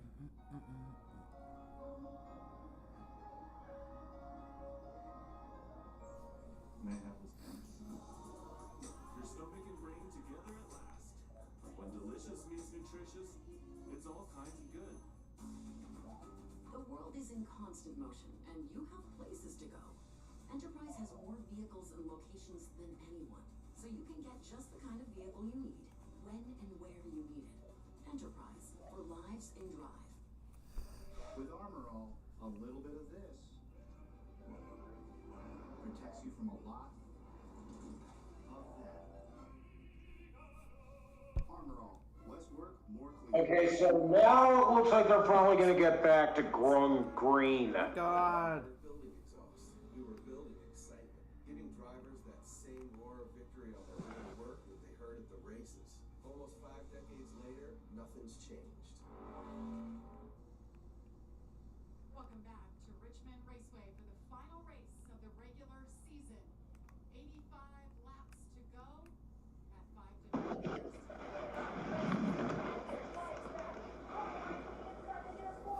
Finger in that 9 truck has come on strong. Beautiful paint scheme. He is the leader. 19 of Christian Eckes, stage 1 winner to the inside. Cleanup from the latest option is complete. Green flag back in the air. Great race. All right, here we go. We're green again at Richmond. And Farrell holding on to the lead. Ben Rhodes to second. Eckes to third. Raja Caruth trying to go for 6th on Corey Heim. Daniel Dye not getting the best restart. He's back to 9th. Oh boy. Yeah, it's starting to fall back a little bit. Lane Riggs back to 5th as Tyler Ankrum is trying to go to 4th. And, oh boy. All right, I guess let's see what the oh boy is. Solid season. 8 top 10s. By the way, this is his home track. Grew up in Washington, D.C. Not too far from Caution already again. is out. This time, Wallace Allen again? Come on. No. He screwed up again. What this? Oh my god. Free spot position, and he got that quick caution. We're 2/3 of the way through the race. Wow. I can hear myself on your side. Now I don't. Yay. It's just going to get worse. So just Great. So now we're quickie yellow. Wonderful. and you're liable to take those blocks. Lawson was pretty close to hitting the sand barrels just in front of the dividing wall on pit road, but didn't hit them. 10th spot, 98, after that pit road penalty earlier. There's a replay of the most recent incident. There's the Wallace Allen just missed. Stephon Parsons gets the free pass. Did a nice job of keeping that out of that inside wall.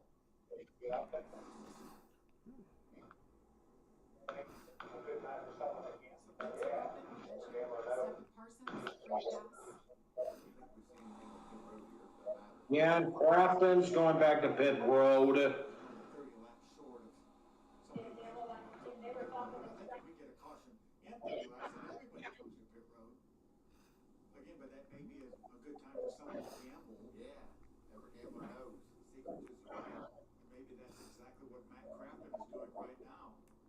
Amanda. Bill, you're exactly on it. It's going to be a gamble by this team. They were talking this strategy even before the last time when Matt Crafton had got caught in that issue on track. They were curious if the tires had been flat spotted. Matt said that they were fine, but Jared Prince decided to throw this truck in. Let's put some stickers on it and have those scrubs to the end, guys. And this race goes green. I mean, huge. Connor Zilish also made his way to pit road as well. So I think it's a good gamble by these teams that are in pit road.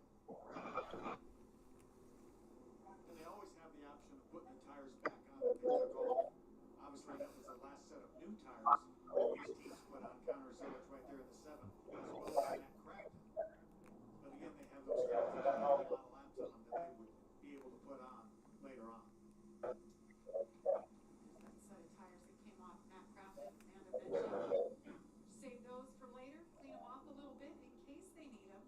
It'll be at a disadvantage, though, against new tires, but it won't be like they'll have 60, 70 laps on them. And somebody else, all the other teams put new tires on. Yeah, we have very few green flag laps on these tires. Yeah. We got like one or we even got one or two for the last set. I don't know about that. Well, next Saturday, it's baseball night in America on Fox. It's showtime. Shohei Ohtani leads the Dodgers against Paul Goldschmidt and the Cardinals. Or it's a battle of division leaders as the Guardians take on the Brewers. It all begins next Saturday at 7 Eastern on Fox. Check for the game in your area. Again, I've talked more baseball the last 2 days than I ever have. Exciting times. Who would have ever thought MLB at Bristol Motor Speedway? I'll tell you, Chipper Jones, champion baseball player. I mean, just a standout. People like me that don't watch baseball all the time know Chipper Jones. And I got to interview him yesterday at the big announcement, Bristol Motor Speedway. He was so pumped up, checking out everything. Then he got to ride around the track. So Chase Elliott, Ross Chastain were giving some good rides. So his eyeballs were huge. You see the speedy drive going down on the racetrack. We're going to step aside, but we will be back, and we'll drop that green flag.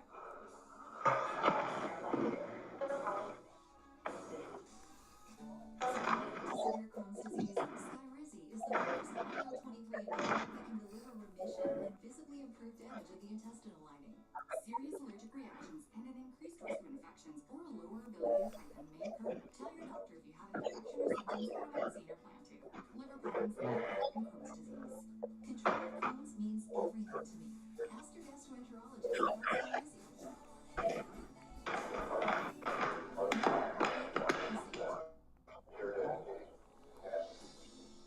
Across North America, Clean Harbors is leading the way in environmental protection and sustainability. We're looking for extraordinary individuals to join our mission. Our team members are the backbone of our success.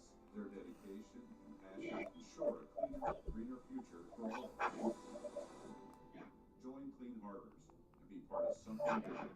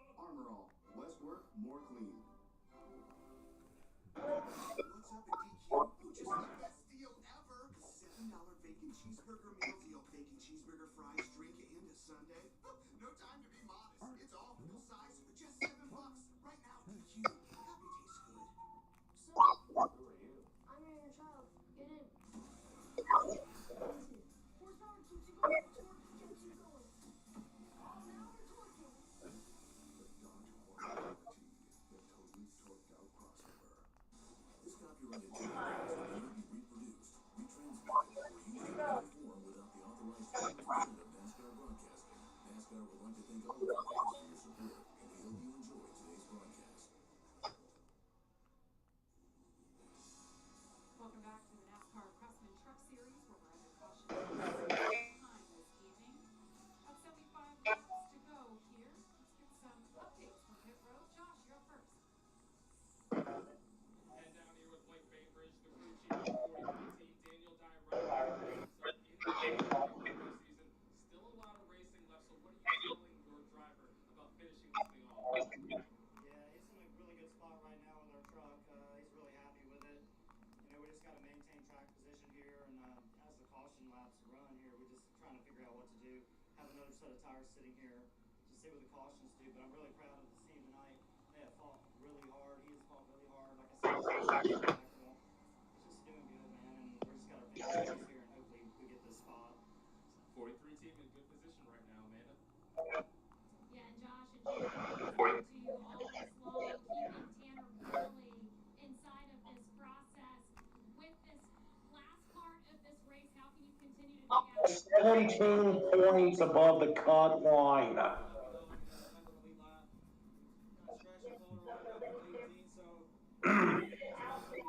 he gets caught up in a wreck or there's more cautions, then we put tires on at the right time. So, I mean, whatever's meant to be, it will be at this point. We scratch and claw a lot of our season. We've been behind like that early in the race, and we found a way to manufacture a finish. So, now the system can do it right here as well.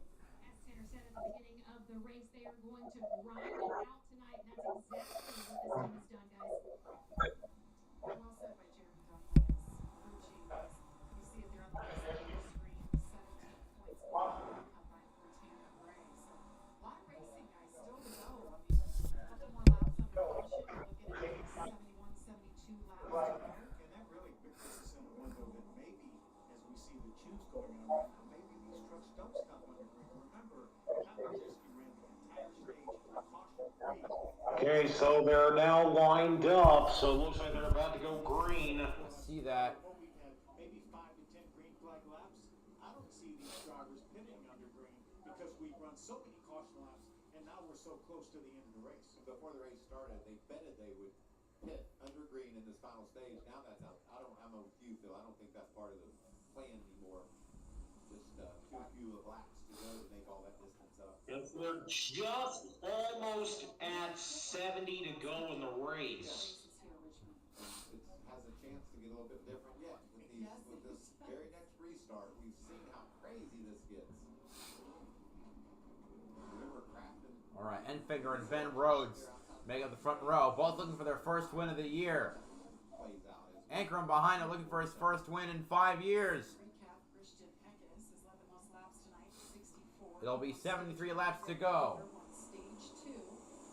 About 30% of the race still to be run. We're green again at Richmond. Already inside lane's going way down to the bottom. 3 wide, a little back in the pack. Was that Taylor Gray hitting the wall? Oh, Lane Riggs trying to make some moves. So he's passed Ankrum to 4th, but Eckes up to 3rd now. Tanner Gray's now up to 14th place. Daniel Dye still trying to hold on to his positions, but he's net lost on this restart. Again.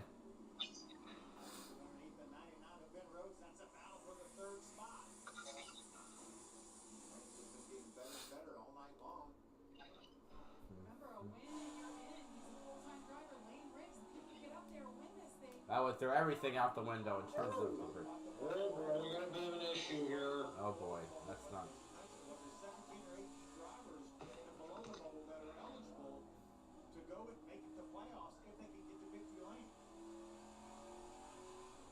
Lane Riggs chasing a Ben Rhodes, trying to get to 3rd. Oh, Connor Jones super slow. Yeah, and the caution has come out for Come that. on, are you freaking serious? He stays on the racetrack. He's not going to make it around unless he makes the hard left-hand turn here when he gets to the end of the road. Will he make it? Here comes the leaders. Come on. We'll stay green. We'll stay on the bottom. No, caution's out. crying out loud. Tanner Gray's now is running in 15th. Daniel Dye is in 10th. Fired up, but it didn't happen for Connor. The 10th is not a secure spot. Right there to take the left onto pit road, but obviously down on power, couldn't make it. Should be a break for Zilish, right? Yeah, I think he stayed on a lead lap, so that's going to be a huge break for him.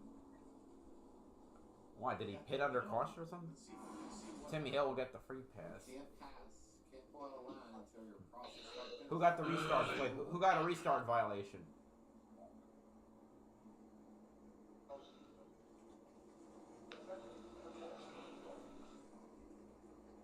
There he is. There he is, diving down. Who? Must have been something we couldn't see because he was down there, but probably started there a little bit prematurely. Freezing? You have to stay in line till you get past the start finish line. And with those new tires, he probably had such a had a steam going. Say he had a smile on his face too, with all the grip he felt when he matted the gas on that 7 truck. Or Zilish? You see him pushing 66 back toward pit road. Oh, the 7 got a restart violation. Okay. So that, but the caution for Connor Jones saved him. Development team, right side and left side of the 7 truck. Grace and Laura Hull own that team. They're there today. Big part of the development of Connor Zilish getting him to this point. Seems like every time we talk about Connor Zilish, we talk about Williams Wallace. I'll be darned, right there he is again. It's kind of like Corey Hyman, Christian Eckes. Corey Himes trying to make something work every single restart. Trying to jump to the inside and make some hay.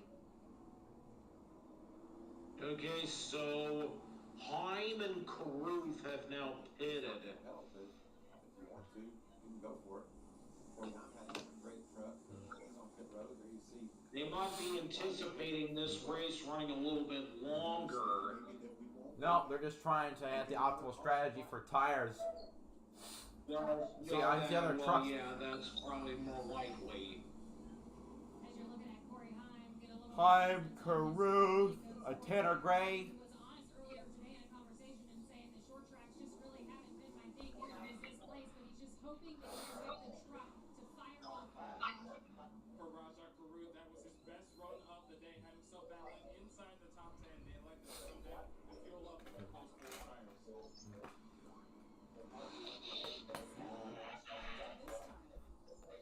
About 64 laps to go.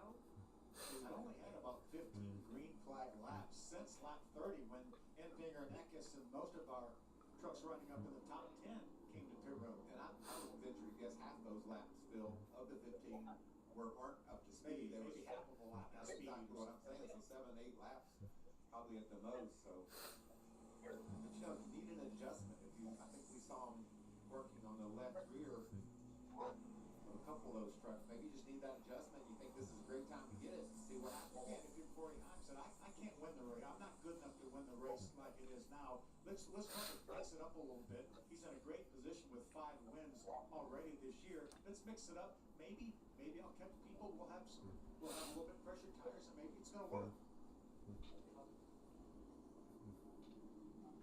Talked about Zilish. It'll be the tail end of the field for this restart because of that penalty for moving out of line on the restart. Caught a real break because of that caution flying. So he'll still have to start in the back. He's currently 21st, but he took advantage of it. But if I'm him, I'm going to do just the opposite of what Daniel Dye does and try to make sure that I'm on a different page because he's got so much ground done. Yeah, Daniel Dye right now, last minute on lap number 130. So even though we have that green flag laps, I think he's dangerous. Possibly we won't get another caution flag. And we certainly have seen this racetrack provide a lot of racing without caution flags. We haven't seen that tonight. So you look at the cutoff right there, Daniel Dye, 21 to the good. In 8 years of the playoffs, the cut line has never changed in the final race. And if it stays as it is now, that'll be the first time somebody has raced that way in below the cut line. There's the 43 of Daniel Dye. Restart. Running 8th. I think that's why I take the bottom line. He gave up a row, I think, to take that bottom line as he's making the inside row number 5. There's a lot of squeezing going on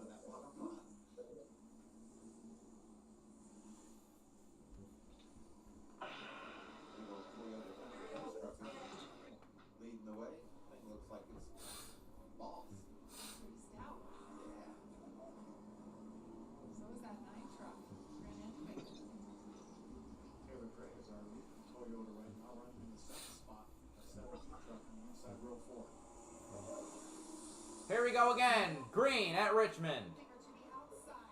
And Finger getting a good restart. Inside. What can they do this time around? Get a little squirrely behind him. That's Lane Riggs. 3-4 right. Somebody's sideways back there. Look at Corey Heim taking advantage of those new tires, made it 4 wide. Another 1 and 2. Look at that mess.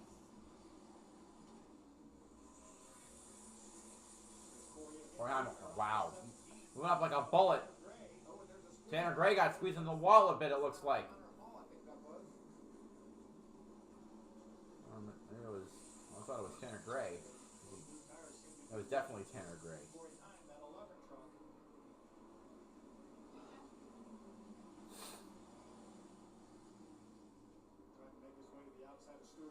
Not able to get there. Reason, a 6th spot. Here comes Corey Heim on the outside. Picks up the spot, moves past Friesen. Friesen hanging tough on the bottom. So far, I'm liking this move by Scott Zipadelli to put tires on that 11 truck. He hasn't had a great truck all day long. In practice, he wasn't great. Just play. 4 wide off turn 4. That was, yeah, it was Tanner Gray. Well, Tanner Gray and Jake Garcia.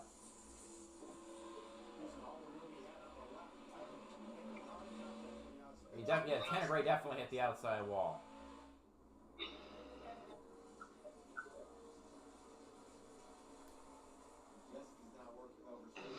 Might be the reason why he wasn't able to gain as much as maybe someone like Corey Heim, who's already up to 5th place.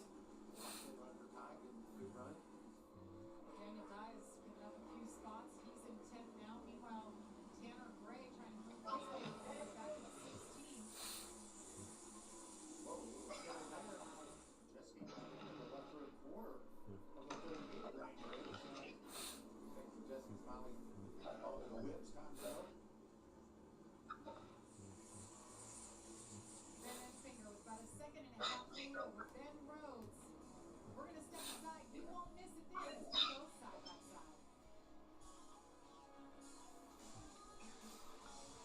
Connor Zilic already up to 17th. I found the one thing that I was put on this earth to do. And every day, as I inch 1 step closer to my end, Heim by Eckes. Oh my god. Are we really going to have another Corey Heim win? Our calling is to build. Rockshaw Karuk managed to make it up to 11. Not able to get by Daniel Dye. Right now, during the Ram Make This the Summer event, get $3,000. But Crafton's also right there trying to take his spot back. See your local Ram dealer today. See him trying to block there. So Wallace is also right behind the two of them. An all-in-one cleaning tool that gives you a mop and bucket clean in half the time. Our cleaning pad has hundreds of scrubbing strips that absorb and lock dirt away. And it has a 360-degree swivel head that goes places a regular mop just can't. So you can clean your home faster than ever. Don't mop harder, mop smarter with this Swiffer Power Mop. Subway's offering 20% off any sub, any size. Woo! 20% off subs is fun to say. 20% off subs are fun to eat. You'll love 20% off subs. The point is, any sub, any size. 20% off at Subway. Here's Heim trying to get by Ben Rhodes for 2nd position.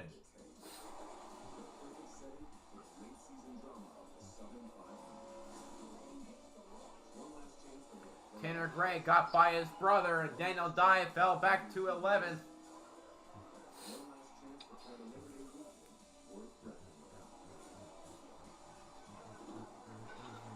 They're almost to lap 200 now. And Daniel Dye Daniel Dye can't wait for the end to come fast enough. Considering his truck is not holding up as well as it was earlier in the day.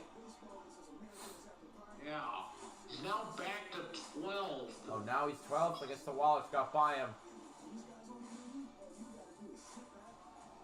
Problem is going to be Tanner Gray, especially on his new tires.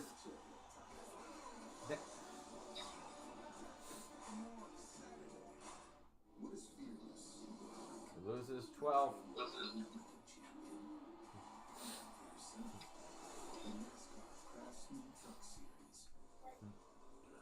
Welcome back to the Clean Harbors 250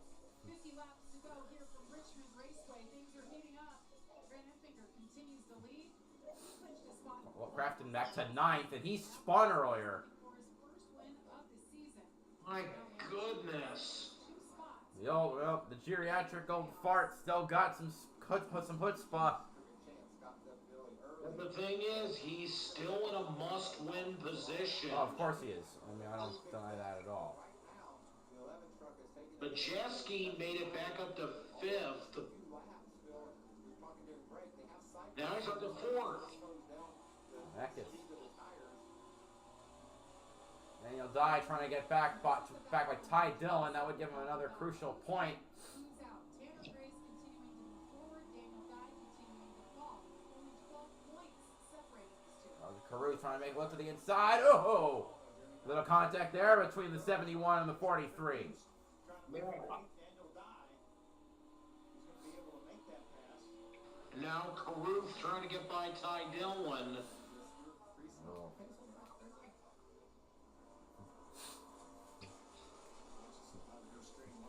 Remember when DiBenedetto was taking this team to a frickin' to the playoffs? Good times. Yeah, Ty Dillon just continues to keep proving he's becoming more and more irrelevant every single year. Like J.J. Yaley, but with a couple wins. Also, I should note, Connor Zilic now up to 13th, right behind Daniel Dye. Might even be setting up a pass here. Gonna get 2 for the price of 1. He got by Honeycutt. And gonna get by the 43. Now Majeski's trying to get by Rhodes for 3rd. Did somebody else get by Tanner Gray? It looks like Stuart Friesen did.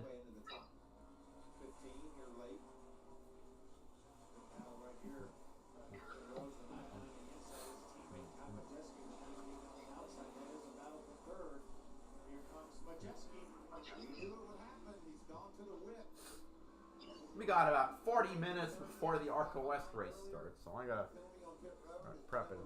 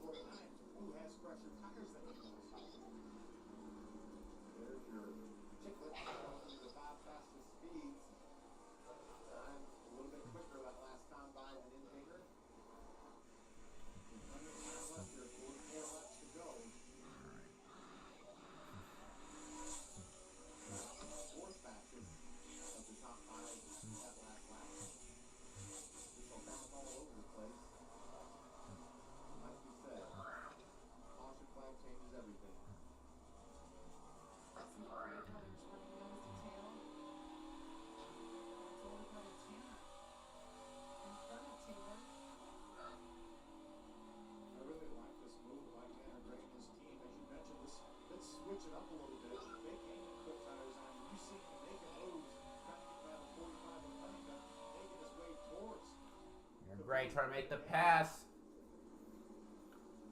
His brother right behind him. Honeycutt trying to hold on.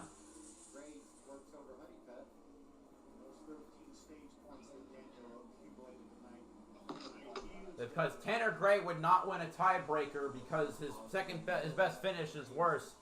So with 11, so he'd have to pass 12 cars. So at least one every 3 to 4 laps.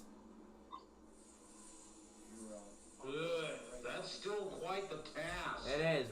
And eventually, the tire advantage has, well, unless your name is Corey Heim, your advantage goes away eventually, I think.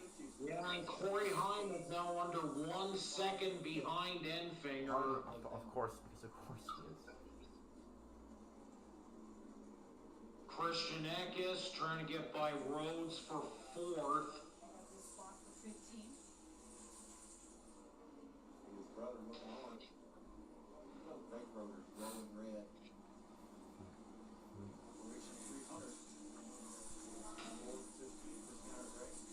Now Ben Rhodes, I should say, he's had a pretty good day, and that's just what he needed. After a couple bad ones in a row, a good one. This should get him into the finals for sure. Get him into the playoffs for sure, and the team can rest easy, or at least easier. And there you can see the gap between the 9 and the 11, 6/10.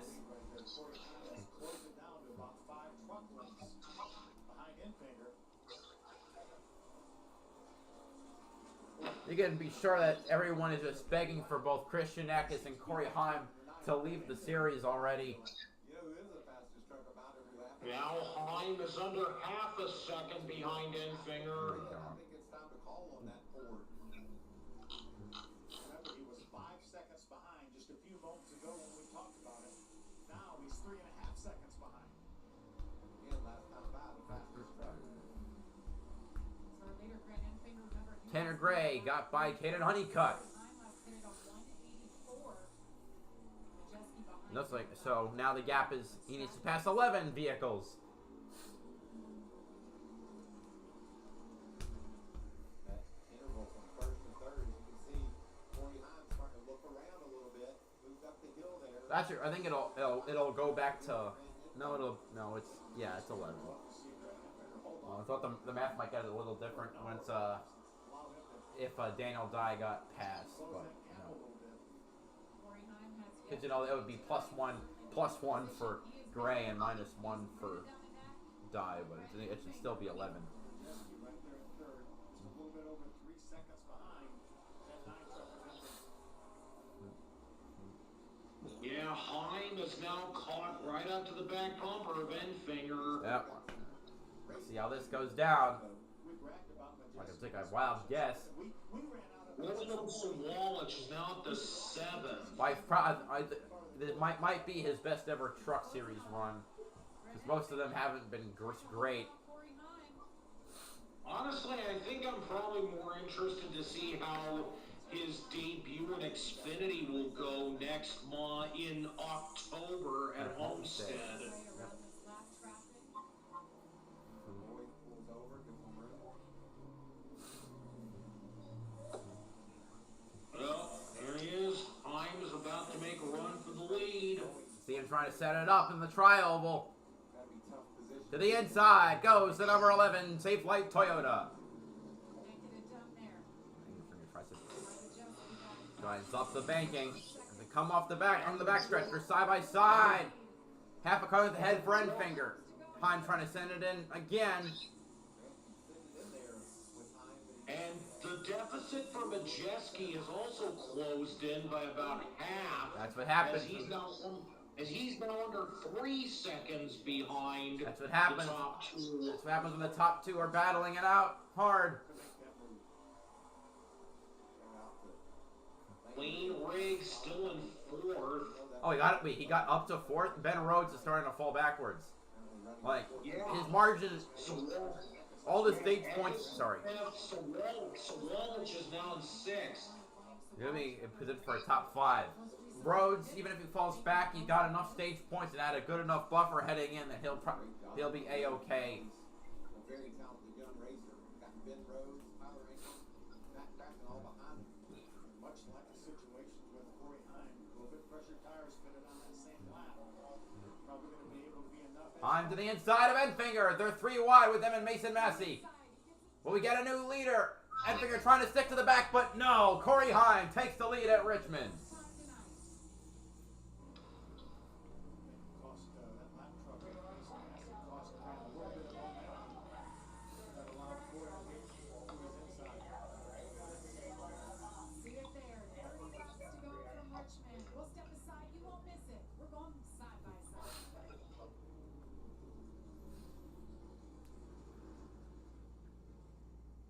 Here we are driving down the road, all of a sudden, bang! There's a crack in our windshield. You know what we can do now, though, right? Go to safelight.com. And we're good to go. Hey guys, I'll be replacing the windshield for you. Can we go in there with you? New cars come with cameras that can control your automatic braking systems and lane departures, which do need to get recalibrated. So if Heim wins tonight, it'll be the most wins for a driver in a season since 2018 in the Truck Series, because it would be his 6th win. Last driver to get 6 wins in a single season in the Truck Series was John. Uh-oh. Well, I guess I talked a little premature, huh?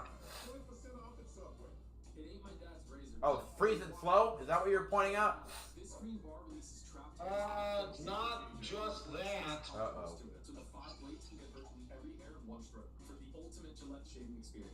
Oh, we got Caden Honeycutt around. Well, we got 20. Oh, you know what? That is exactly what Corey Haim and Tanner Gray probably don't want. Because you know what's going to happen? Everyone else is going to pit for tires. But I think Caruth will stay out since he and Heim pitted. Oh, so yeah, but everyone who didn't pit on the last caution is going to pit now. And 25 laps is definitely enough for those drivers who have to stay out. They're going to fall back. We got 10% of the race to go.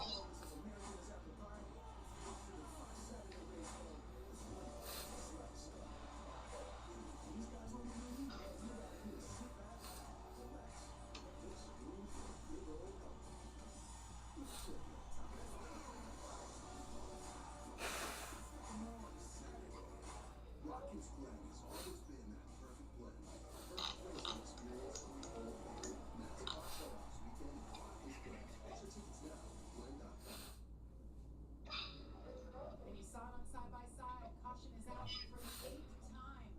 Stuart Friesen was slowing on the racetrack just as he was trying to make his way down pit road. We had an issue with Caden Honeycutt. Oh, the majority of the field still goes in. Everyone's coming to pit road.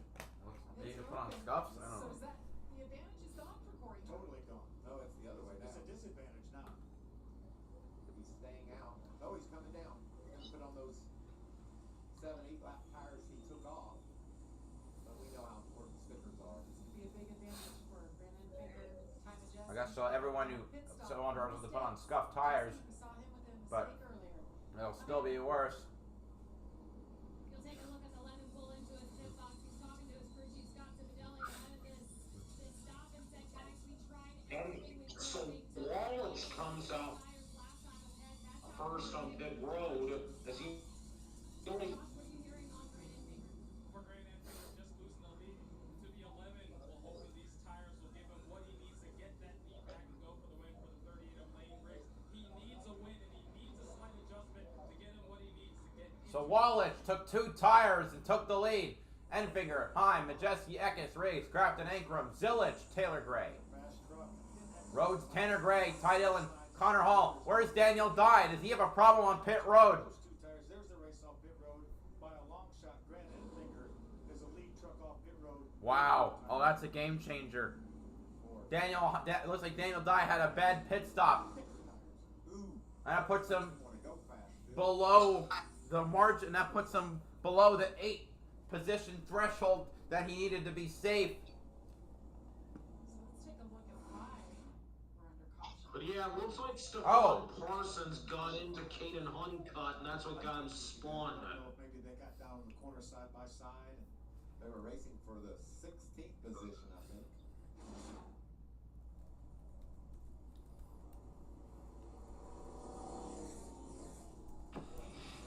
Another really big part. Wearing strategies on tires. Tires. We knew we were talking about them all night long. When to get them. I think most of our field right now, most of our lead lap trucks have 4 brand new sticker tires. We know that Corey Haim doesn't. We know William Sawalich only put 2 tires on. Oh, And Zillage is Nick Sanchez has an issue. Oh. All those people that stopped around. lap Yeah, so 20. Sanchez is 22nd. Okay, Daniel Dye is now position 19. Which now it's 7, so that puts Tanner Gray 7 positions ahead. Still enough for Dye to survive, but that's not great. Oh, the truck stopped completely. Sanchez. Yeah, what's up with that?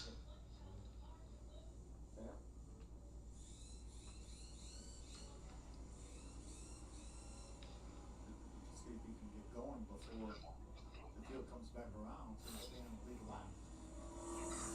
Amanda, what's going on? Yeah, I was just telling his team this has been happening. Oh, so yeah, something definitely went wrong with that truck. Behind you, they're going to push you to It looks like they're about to go back to green with 20 laps remaining. Swalich and Enfinger on the front row. Field going Majeski and Heim in row 2, Riggs and Eckes in row 3. Crafton and Ankrum in row 4, Zilich and Taylor Gray in row 5. Roger, Roger. Daytona field right now is pretty good. Daniel Dye is now just 1 point above Tanner Gray. He could afford to be +0 because, again, he wins the tiebreaker, but he's got to hope that Tanner Gray's worse, probably, I think, slightly worse tires. I think they're slightly worse. Hurt him, or that, or he doesn't get the stuff. Yeah, Tanner Gray currently outside the top 10 and 12. And we wrote him off earlier, considering he was a lap down. But the number of cautions at the end have really revitalized his chances. Wow. Ooh. Majeski is now finally back up front. William Sawalich on the inside. Grant Enfinger on those fresh tires on the outside. Great start by Grant. There we go again. Side by side with Sawalich. He should just drive around him. Whoa! Contact with Sawalich and Eckes, and Majeski to the inside takes the lead. And Lane Riggs trying to get the second position. Oh, wait, look at the margin on the bottom left. It says Daniel Dye +11, Tanner Gray -11. Tanner Gray had a disastrous restart. He's back outside the top 20. Wow. And Daniel Dye up to 13th. My God, yeah, let's see. I can see him now on my screen falling back to the last spot on the lead lap, besides Wallace Allen. Yeah. Stephon Parsons is now in 9th. God, yeah. Sawalich took 2 turns. Yeah. What happened to Sawalich? He just fell out of the top 10. He took 2 tires. That's what happened. The track position wasn't worth it. He's down on the 14th. Connor Hall, I thought was running 12th. And Daniel Dye is back in the top 10. Oh, how the turntable, as some of my friends would say, as opposed to saying it the other way around. Riggs trying to get by Enfinger for second. 17 laps to go.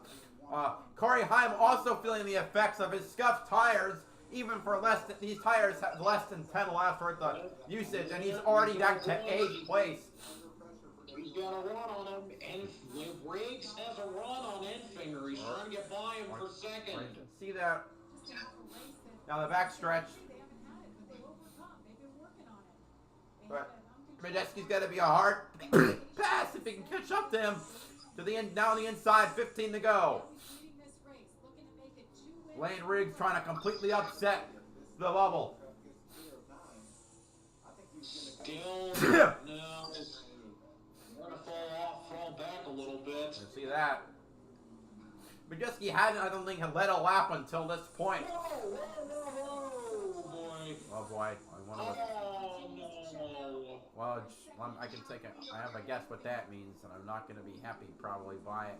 Lane Riggs' best career finish earlier this year. Guys are fighting these trucks. Oh, it's Connor Zilich. Oh, man. The back of the truck bumped and wrecked and smashed. The deck lid popped off. Oh, jeez. Well, his first short track will end outside off the lead lap. But man, it was a good run at times for the young 18-year-old. Just turned 18. He'll be making a super speedway debut at Michigan next weekend at the ARCA in the ARCA series, ARCA Menards series. But unfortunately, this is what a DNF will feel like for the first time in his stock car racing career, at least in terms of ARCA and NASCAR. Yeah. I thought you meant Daniel DiRect. Oh, Daniel, no, it wasn't Daniel Dye. And Brett Holmes apparently did kind of get into Zilich. Zilich was also disadvantaged considering that he also, well, I think was on scuffed tires. But, a wreck will also, guys, 32 of Brett Holmes on the inside, and Connor Zillich on the outside, but they were already together, and Zillich was dead sideways. I think that was loose end for Holmes, and that was. Yeah, Lane Riggs really was trying to make a run there. It'll be starting up. But this might be the scenario that Riggs needs to potentially pull something big. Yeah. With help, with help. That's a lot of damage to that plane. Connor Hall still in 12th. Well, before what we missed is that Chase Purdy got into Brett Holmes, got into Connor Zillich.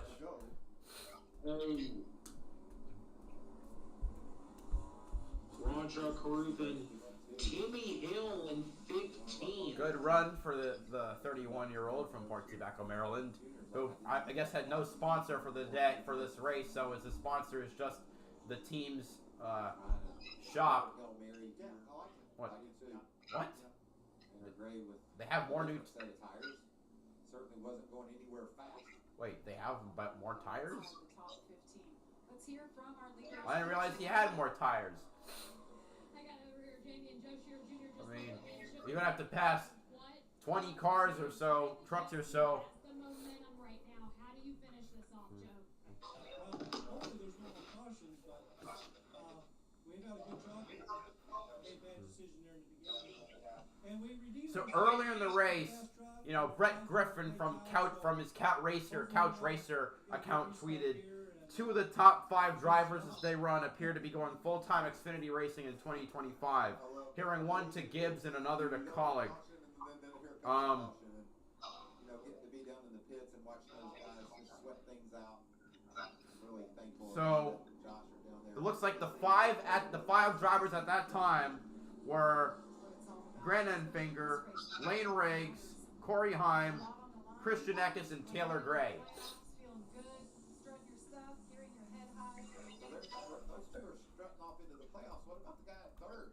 He's like, give me a chance here. I can go playoff racing. Lane Riggs, short track ace, has put himself in a position to do just that. You're right, all the drivers around in top 6 are locked in, except for Riggs. Right behind them, there's Stefan running in the 8th spot. What a great Yeah, job. Lane Riggs still could be in position to match his best career finish again, but he definitely wants more than that. He's into the field in qualifying, and now he's driven all the way to the top 10. He's definitely going to have quite a task ahead of him. He's lined up on the outside in row 2 behind Majeski. Really got a free pass. And has this thing up in the top 10. Let's see if he can finish it off. I'm just impressed with Stephen Parsons and the drivers like him that jump in and out of the All right, so they're going to go back to green with 8 laps to go. top of it. You know, keep that competitive. This is definitely going to come down to the last lap. Yeah, these guys are working extremely hard. Chris Carey, the crew chief, is really the only employee of Henderson Motorsports, but he has some really good people around him that he can lean on when he needs help. They get a lot of help from Spire Motorsports as well, so it's a great opportunity here for Stefan. Hopefully he can finish it off with a good finish. You see Lane Riggs has chosen the top rather than third, but he went up high. That's an interesting strategy. See what how it plays out. All right, 8 laps to go. 6 miles to see who is going to have a berth in the... Oh, jeez. Well, that doesn't sound good. Well, we'll see what happens. Enfinger and Majeski leading the field back. Enfinger's got great restarts all day, and he takes the lead again. Notice Dino Dodd taking a really, really low line. 4 wide there. Holy crap. And Eckes got by all 3 cars. Trucks. That was... Holy smoking. Enfinger wriggling like a worm on the end of a fishing hook. Oh, Lane Riggs getting an Eckes there. Trying to squeeze, going 3 wide for second place. There comes Taylor Gray making it 4 wide. Oh, there's... Damn. Lane Riggs gets to second position, or does he? Can he clear Enfinger off turn 2? No, he won't. It's still a battle for second between Enfinger and Lane Riggs. Lane Riggs clear now, or sorry, Enfinger clear now. Oh my God.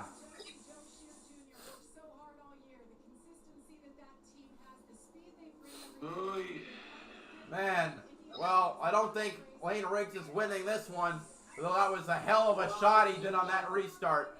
6 laps to go. Probably not at this point. Thinking about Majeski up front, it was just a month ago we were wondering, is Ford going to win a race at all in any of the lower series? Pocono, Custer gets Ford's first win of the year in Xfinity. The very next week in Indianapolis, they go back-to-back for Ford. Well, not the same driver, but Ford. Now up front, Majeski won an IRP, getting the first win for Ford of the year. Now it's a chance to go back-to-back for Ford as well in the lower series. Daniel Dye up to 9th, and Connor Hall running in 10th on debut. All 10 McAnally trucks running in the top 10.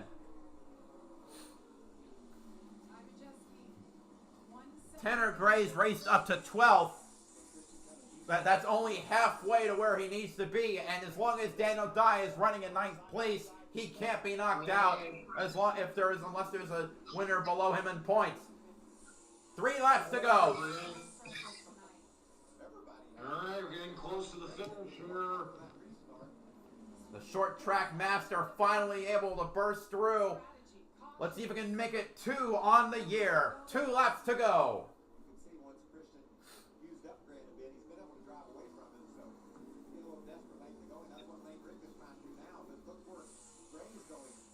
Even if Tom Majeski isn't one of the top 2 dogs of the year, this finish is certainly going to give him a ton of momentum. Building off of IRP, getting consecutive wins that'll all help him start his championship run strong in round number 1. White flag is out. Last lap at Richmond. 3/4 of a mile to go. Will be denied an upset winner. I'm sure the 29-year-old from Seymour, Wisconsin won't be too upset about that. It'll be career win number 5 in the Truck Series off of turn number 4. Ty Majeski wins the Clean Harbors 250. Eck is 2nd, Taylor Gray 3rd, Enfinger 4th, Riggs 5th, Ankrum 6th, Rhodes 7th, Daniel Dye 8th, Tydell 9th, and Connor Hall in 10th.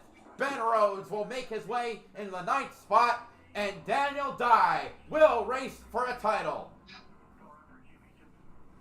Yeah, impressive effort for Daniel Dye. What it's all about, going and running for a championship. How exciting. Regular season now in the books. So yeah, with that means that the official result for my Truck Series playoff predictions is 7 out of 10. Right, so I just want a reminder of which ones you missed. Yeah, the drivers who I predicted that didn't make it in were Jake Garcia, Lane Riggs, and Matt Mills, and now instead we have Taylor Gray, Tyler Ankrum, and Daniel Dye. And let's see, looking at the Corey Haim, who is stuck out there without new tires, 16th.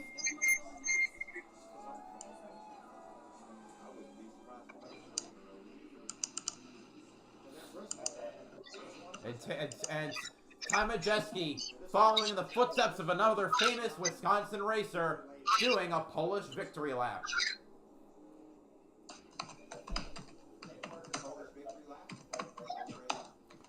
So I'm going to segue into the ARCA West race in the same stream. It's starting in 15 minutes or so. But I also want to hear because this was the regular season finale, we're going to probably have interviews from every single driver in the playoffs or just outside of it. So I expect we'll hear from the top 13 in points. Well, at least, yeah, or top 12 plus Matt Crafton. Wherever I don't know if Purdy got, no, top 13, because Matt Crafton you'll definitely be hearing something from him. What relief Daniel Dye's feeling right there. Joe Shear and Tom Majeski are just feeling joy from another great win. Maybe just as happy. That young man on the right side of your screen. No one's ever did what he did before, right? So as they said, Daniel Dye is the first driver to ever to come from behind the playoff line and make it into the playoffs in the Truck Series. Like, no one ever came from 11th to 10th, or 9th to 8th back when that was the format. Daniel and I was the first person to do that.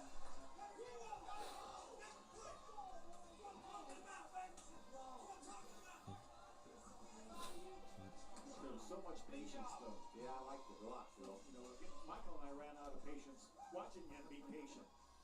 Just shows you how smart and how tactful he was in order to understand where he was and how to get where he was going. And he was very intentional when he decided to turn up the whip. He went straight in.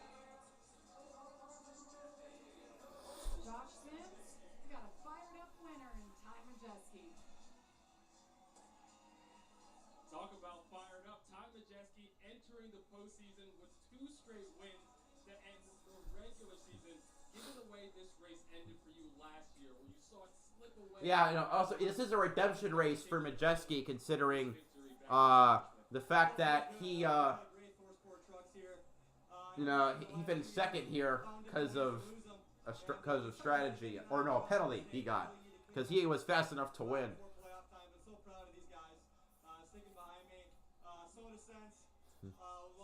Local sponsor from my hometown, Seymour, Wisconsin. So cool to see it come full circle. They've been a huge supporter of mine. All our partners, though, Curb Records, Road Ranger, wouldn't be able to do it. I'll be getting some water. They gave me a huge opportunity a few years ago, and mountain the time of my life racing for this team. Proud of these four racing guys.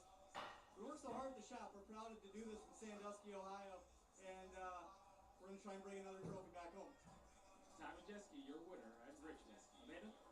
Daniel, I'll tell you the story that the team was telling in the booth. You were the first driver to bump themselves into a playoff, and we were talking earlier today, and you were saying that what you were feeling was the opposite of Christmas morning. What's the emotion now? Yeah, it feels a lot better than Christmas now. Man, just the hard work these guys have put in, and like I talked a little bit before the race, it's really good to validate myself and the work that I've been putting in to change up what I've been doing. And oh man, it's so cool to have our Tri-City Container 43 in the playoffs. I'm whooped, like it wasn't easy. It's not an easy racetrack, but just proud of everybody. Everybody's been working so hard and trying to keep me under control and not too freaked out. So man, proud to be here. This is a racetrack I didn't like last year, and I don't like Milwaukee either, but we're headed to Milwaukee. Let's go do it. Jamie? Well, I would get Talking to Daniel Dye. approved driver award. There's Tanner Gray getting out, knowing that he has missed the playoffs again. They worked through some things, weren't thrilled all night long, didn't give up, closed that gap. It was so close. Didn't we see it was about a point? 1 point. So here it is, the playoff leaderboard. The round of 10, moving on. We'll have a weekend off. We'll race at Milwaukee. Boy, all those wins and the stage wins. Daniel Dye said, boys, we made the playoffs and we're 40 points behind. Before we even tee it up at Milwaukee. Let's break that to him tomorrow, Phil. It's too good of a night for him to roll out. All right, listen, we'll hold it. We'll hold that. Chris Schneckes, as we noted earlier, picked up the regular season championship. So a good night for them. He fought to the very end. They were bumping and banging. That was incredible, especially the last 10 laps. What did we tell Daniel Dye he's only 8 points out of top 5? There you go. Remember, we're gonna only trim 2 of them off. One of them only going to lose 2. Yeah, he's in a good spot. Let's hear from Tanner Gray, Amanda. Yep, the agony of defeat, as it were. Into this last race of the regular season in that bump stop ahead of Daniel Dye. You know you've been battling through this entire evening. You said you have to grind through it. I see you taking this in. What are your thoughts right now? We just weren't good enough.